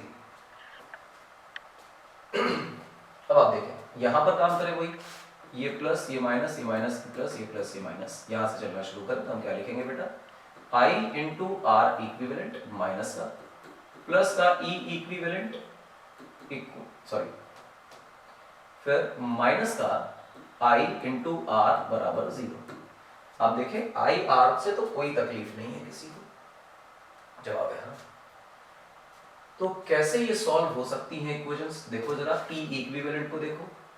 E equivalent का मतलब क्या बनेगा, गौर से देखना, बनेगा I R plus I into R equivalent, ये बना। कुछ इस टाइप का डिजाइन हमें तैयार करना है, अगर इस टाइप का डिजाइन हम तैयार कर पाए तो हमें कामयाबी मिल जाएगी। ठीक है, फर्स्ट वाली इक्वेशन को बेटा हम क्या कर रहे हैं, R1 से डिवाइड कर रहे हैं। जब R1 से डिवाइड करोगे तो सिर्फ I1 बचेगा, यहाँ पे E1 अपॉन R1 बचेगा और यहाँ पर I R अपॉन R1 बचेगा इक्वल टू 0। सेकेंड इक्वेशन में हम R2 से डिवाइड कर रहे हैं, हमारे पास सिर्फ I2 बचेगा, इधर बचेगा बेटा E2 अपॉन R2 और यहाँ बचेगा IR upon R2 equal to 0। अब जो सेकंड पार्ट आया ना, इसे इक्वेशन 1 बोलो और इसे इक्वेशन 2 बोलो, ठीक। और फिर कहो कि इक्वेशन 1 और 2 को बेटा ऐड किया जा रहा है। जब इन तुम दोनों को तुम ऐड करोगे तो क्या होगा, गौर से देखना। तुम लिखोगे minus I1 plus E1 by R1 minus I R by R one, फिर यहाँ plus minus I two plus E two upon R two minus I R upon R one, और ये ऐड जब कर दोगे, और सामने तो जीरो आना ही है बेसिकली, तो ऐड करने के बाद तुम यहां माइनस कॉमन ले लोगे तो लिखोगे I1 प्लस I2, और यहां देखोगे तो लिखोगे E1 अपॉन R1 प्लस बेटा E2 अपॉन R2, और यहां अगर माइनस कॉमन ले लोगे तो तुम 1 upon R1 plus 1 upon R2 लिखोगे, और IR बेटा आप कॉमन ले लोगे और बराबर में ले जाओगे इस जीरो को। आई होप इसमें कोई प्रॉब्लम नहीं रहेगी। जो माइनस वाले टर्म है उसको राइट में ले जाओ, तो तुम देखो क्या लिख रहे हो, E1 upon R1 plus E2 upon R2 equal to I1 plus I2 मिलके तो I ही बनने वाला है, जंक्शन लॉ से समझ सकते हो, तो राइट में बन जाएगा बेटा वो I plus IR into 1 by R1 plus 1 by R2। यार हमारी इक्वेशन में IR अकेला हुआ करता था, पर मेरी इस इक्वेशन में IR अकेला नहीं है, तो एक काम करो, ये जो टर्म है ना 1 by R1 plus 1 by R2, दोनों साइड इससे डिवाइड लगा दो। दोनों साइड जब तुम इससे डिवाइड लगाओगे तो देखो क्या लिखोगे, लिखोगे 1 बाय R1 प्लस लिखोगे 1 upon R1 plus 1 upon R2, ये रहा, और फिर यहां ब्रैकेट में आएगा बेटा हमारे पास E1 upon R1 plus E2 upon R2 equal to I upon 1 by R1 plus 1 by R2 plus IR। अरे वाह, मजा आ गया, दिल खुश। गौर से देखना बेटा, ये जो R इक्विवेलेंट लिखे हो इसकी जगह ये आ गया है, तो हमने कहा कि जो R इक्विवेलेंट है इसकी जगह क्या है, इसकी जगह है 1 by R1 plus 1 by R2, तो इसका मतलब ये हुआ कि 1 अपॉन R इक्विवेलेंट की जगह क्या है, वो है 1 by R1 plus 1 by R2। ये तो पैरेलल का वही कॉम्बिनेशन है जो हमेशा रेजिस्टेंस का होता था। सेल के कॉम्बिनेशन में भी रेजिस्टेंस का इक्विवेलेंट उतना ही आता है जितना नॉर्मल रेजिस्टेंस में आता है, तो ये भी सवाल हो गया भाई, R इक्विवेलेंट हमने कंपेयर करके निकाल लिया। अब R इक्विवेलेंट अगर आपने निकाल लिया तो अब बेटा E इक्विवेलेंट के बारे में सवाल देखें, छोटा छोटा कर लिया ताकि हमारा ये जो सॉल्यूशन है ये बोर्ड से बाहर ना जाए। देखो अच्छा, अब E इक्विवेलेंट पे कंपेयर करो, यहाँ तो सारा हो गया, IR हो गया, जो E इक्विवेलेंट अकेला बच रहा है उसकी जगह इतना सारा तमाशा लिखा हुआ है, यानी कि E इक्विवेलेंट की जगह हमारे पास आ रहा है E1 upon R1 plus E2 upon R2, और उसके बाद ये इसके नीचे जा रहा था, मतलब ये ऐसे 1 upon 1 by R1 plus 1 by R2, ये E इक्विवेलेंट की जगह इतना सारा आ रहा है। क्या बात है, बहुत बढ़िया, ठीक है, इसमें कोई बुराई वाली बात नहीं, हो चुका है। E इक्विवेलेंट की जगह आपने वैल्यूज निकाली और हो गया खेल तमाशा खत्म। क्लियर है मेरी बात, जवाब है हाँ, बिल्कुल सीधा सच्चा सरल चीज है, कोई टफ नहीं है, हो गया है काम। अब इसकी जगह क्या कर सकते हो तुम, अगर गौर से देखो, ये 1 अपॉन समथिंग समथिंग जो लिखा हुआ है ये तो R इक्विवेलेंट की वैल्यू लिखी हुई है भाई, तो इसका मतलब ये हुआ कि इस E इक्विवेलेंट की जगह हम लिख सकते हैं E1 upon R1 plus E2 upon R2 और ब्रैकेट बाहर, और यहाँ लिखा गया बेटा R इक्विवेलेंट। जरा R इक्विवेलेंट को नीचे भेजो, तो E equivalent upon R equivalent equal to E1 upon R1 plus E2 upon R2। ये जो मैंने थर्ड फॉर्मूला लिखा है ना, आपकी किताबों में ये लिखा होता है, ये E अपॉन R का आंसर है, E का आंसर है ये जो मैंने लिखा है। क्लियर है मेरी बात, इस फॉर्मूले से। अच्छा R कैसे निकालोगे, कैसे निकालोगे, R निकालने के बाद E अपॉन R करके E1 by R1 plus E2 by R2 करके आप ये वैल्यू निकाल लीजिए, R इक्विवेलेंट को ऊपर भेज दीजिए तो इक्विवेलेंट आ जाएगा। इस तरह से हम लोग पैरेलल कॉम्बिनेशन में काम किया करते हैं। ये भी मैंने आप लोगों को सिखाया हुआ है, तो कोई बड़ी बात नहीं है इसको करना, तो इजी चीज थी। चलो अगला पेज पे आते हैं। नेक्स्ट पेज पे देखो क्या है, कह रहे ट्रायंगुलर प्रिज्म में रिफ्रैक्टिंग एंगल 60 है, तो A की वैल्यू 60 दी है। कह रहा है कि जो रिफ्रैक्टिव इंडेक्स है वो 2/√3 है, यानी कि जो म्यू की वैल्यू है इसमें, वो म्यू की वैल्यू 2/√3 है। Trace the path of ray as it passes through the prism, जब ये इससे पास होगी तो इसमें इसका पाथ बताना है और एंगल डेविएशन जो है वो हमें कैलकुलेट करना है। तो चलो करते हैं। इक्विलेटरल ट्रैक ऑफ प्रिज्म, ठीक है, प्रिज्म वैसे रहने देते हैं, कोई दिक्कत नहीं। एक रे ऐसे आ रही जो परपेंडिकुलर है बेसिकली, तो जब रे परपेंडिकुलर तो प्रॉब्लम नहीं रहती, कोई चीजें थोड़ी सी आसान ज्यादा हो जाती है।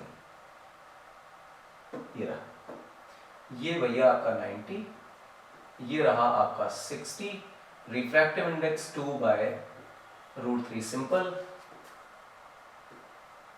ये इस तरह से, और ये रहे आपके नॉर्मल, ये 60, ये 90, तो ये बचा 30, ये 30, तो बेटा ये कितना 60। क्लियर मेरी बात? अब देखो गौर से, N1 sin 60 equal to N2 sin R लगा देते हैं। यहाँ पर sin R की जगह sin E लिख देते हैं कि अगर यहाँ पर किसी तरह का कोई इमरजेंसी का एंगल आना हो तो ये sin 60 की वैल्यू क्या है समझना। sin 60 की वैल्यू होती है बेटा √3/2, ये कटा, आंसर आया 1 इक्वल टू sin E, और sin थीटा की वैल्यू जब भी कभी 1 होती है तो थीटा की वैल्यू होती है 90 डिग्री, और थीटा 90 होने का सीधा सा मतलब है कि रे जो है वो अंततः ग्रेज करने वाली है सरफेस पर, तो रे ग्रेज कर रही है। ठीक, अब अगर तुम इसे इस तरह सोचो कि ये रे एक्चुअली सीधा जाना चाहती थी, और ये एंगल 60, तो ये जो है ये एंगल 60 है इंसिडेंस का, तो ये एंगल भी 60, पर रे डेविएट कितना है, डेविएट तो इतना ही हुई है, तो डेविएशन का एंगल जो है वो 30 है। तो डेविएशन का एंगल बेटा आ रहा है आपका 30 डिग्री, परंतु रे ग्रेस कर रही है। This is the path of the रे। एकदम आसान सा ये हो गया साहब। डाइफ्रैक्शन पैटर्न और इंटरफेरेंस पैटर्न में क्या दो डिफरेंसेस होते हैं। सबसे पहली बात, इंटरफेरेंस की बात करोगे तो सारे फ्रिंज विड्थ्स बराबर होती हैं, फ्रिंज विड्थ्स आर इक्वल, लेकिन जो डाइफ्रैक्शन पैटर्न है इसमें central maxima is double of all the maximas, central maxima double size का होता है। दूसरी खास बात क्या है, इंटरफेरेंस पैटर्न में हमेशा जो इंटेंसिटी है वो सेम रहती है सारे मैक्सिमास की, और डाइफ्रैक्शन पैटर्न में इंटेंसिटी जो है लगातार डिक्रीज करती जाती है। तो इंटेंसिटी जो है वो जितने मैक्सिमास इंटरफेरेंस में आएंगे, वाईडीएसई में आएंगे, वो सब हमेशा बराबर रहेंगे 4I0। पर भाई डाइफ्रैक्शन पैटर्न में इंटेंसिटी लगातार डिक्रीज होती है। अगर पहली इंटेंसिटी I0 है तो दूसरी इंटेंसिटी I0/22 होती है, और फिर ड्रास्टिकली कम होती ही चली जाती है। हालांकि बाद में इतना ज्यादा चेंज नहीं आता है, लेकिन लगातार कम होती है इस तरह से। तो ये हो गया हमारा सवाल। चलो अगला देखिए बेटा, अगला पार्ट क्या कह रहा है, केस स्टडी। केस स्टडी में कह रहा है एक ऑप्टिकल डिवाइसेस हैं, इंस्ट्रूमेंट्स हैं जो डिजाइन किए गए कुछ पेरिस्कोप बनाने के लिए, बाइनोकुलर्स बनाने के लिए, माइक्रोस्कोप, टेलीस्कोप बनाने के लिए वगैरह वगैरह कुछ बकवास लिखी हुई है। उनमें प्रॉपर्टीज किसकी यूज की गई हैं, मिरर्स की, लेंसेज की, प्रिज्म्स की। Most of them are in common use. ठीक है, मतलब बहुत साइंटिफिक चीजें नहीं सोचनी है। Our knowledge about the formation of images by mirrors and lenses in the basic requirement for understanding the working of this devices. बहुत कॉम्प्लिकेटेड वर्किंग नहीं सोचनी है, जो हमारे सिलेबस में बस उसी के अकॉर्डिंग ही आंसर करना है। इस सवाल में साफ लिख कर दे रहा है, कह रहा है कि why the image formed at infinity is often considered most suitable for viewing. उसका कारण ये कि 10th क्लास में इस कहानी को हम पढ़कर आए हैं कि देखना बड़ा आसान हो जाता है, किसी प्रकार का एकोमोडेशन नहीं करना पड़ता, कोई एकोमोडेशन नहीं करना पड़ता, तो आंखों में किसी प्रकार का कोई स्ट्रेस नहीं होता, आसानी से हमें चीजें दिखाई देती। अगला देखें, मॉडर्न माइक्रोस्कोप में तुमसे पूछ रहा है कि मल्टी कंपोनेंट लेंसेज लगे होते हैं, सिंपल लेंसेज नहीं लगे होते, ऑब्जेक्टिव और आईपीस दोनों में। कारण ये है कि जो नॉर्मल लेंसेज होते हैं बेटा, उन लेंसेज की प्रॉब्लम ये होती है कि अगर रे मार्जिनल हो गई तो सारी रेज का फोकस अलग अलग होगा, और जब सारी रेज का फोकस अलग अलग होगा तो आपको ऐसा लगेगा कि यहां से आते हुए ब्लर्ड इमेज दिखाई दे रही है। इस तरह के स्फेरिकल या क्रोमैटिक एबरेशन से बचने के लिए मल्टी कंपोनेंट लेंसेज हम इस्तेमाल किया करते हैं। ठीक, right two points of difference between compound microscope and astronomical microscope, telescope. Compound microscope और टेलीस्कोप में होता यही है कि दोनों में ही हमारे पास एक आईपीस होती है और एक ऑब्जेक्टिव होता है। ध्यान दें, अगर आईपीस बड़ा है और ऑब्जेक्टिव छोटा है तो ये माइक्रोस्कोप है, और अगर ऑब्जेक्टिव बड़ा है और आईपीस छोटा है तो ये टेलीस्कोप है। ठीक, ये तो पहला डिफरेंस ये है।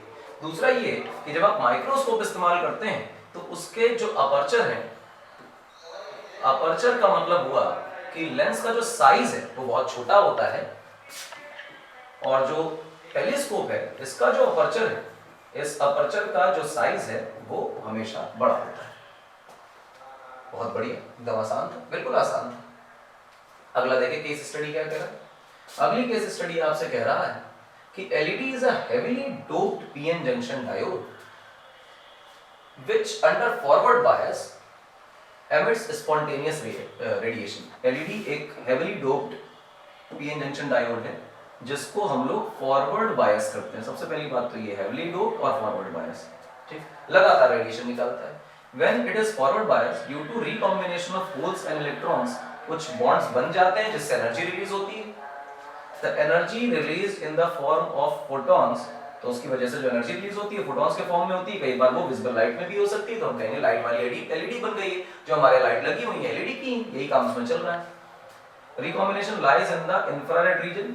सिलिकॉन और जर्मेनियम जो है, यानी कि प्योर एलिमेंटल जो हमारे पास सेमीकंडक्टर हैं, इनका जो रिकॉम्बिनेशन है वो उसका एनर्जी गैप इतना है कि वो इंफ्रारेड रेडिएशन निकालेगा, विजिबल लाइट नहीं निकाल पाएगा। तो प्योर सिलिकॉन का अगर एलईडी बनाएंगे तो वो लाइट निकालने के काम नहीं आएगी।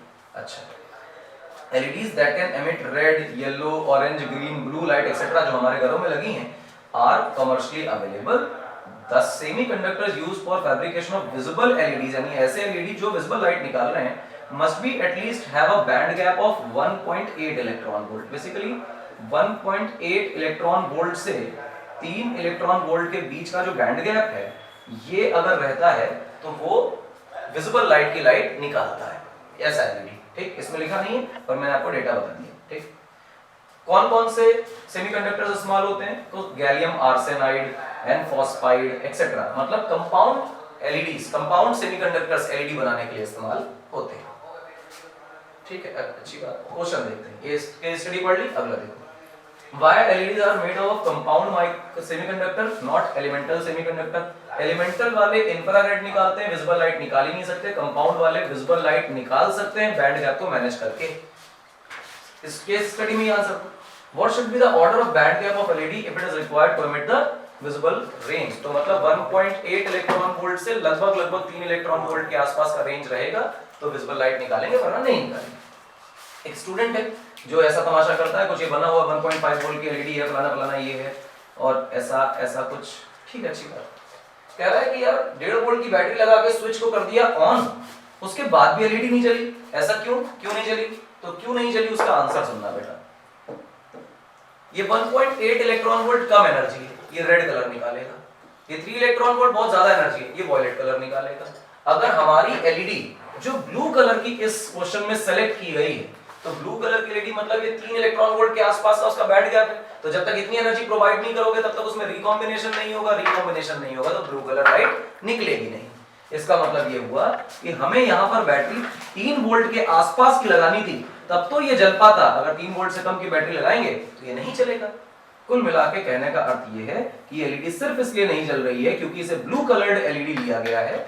और आप देखें कि विजिबल लाइट का तो जोन ही 1.8 से शुरू हो रहा है, और जो बैंड गैप मिनिमम रिक्वायर्ड है उससे भी कम का वोल्टेज अप्लाई कर रहे हैं, तो एनर्जी आप कम प्रोवाइड कर रहे हैं। क्लियर है मेरी बात?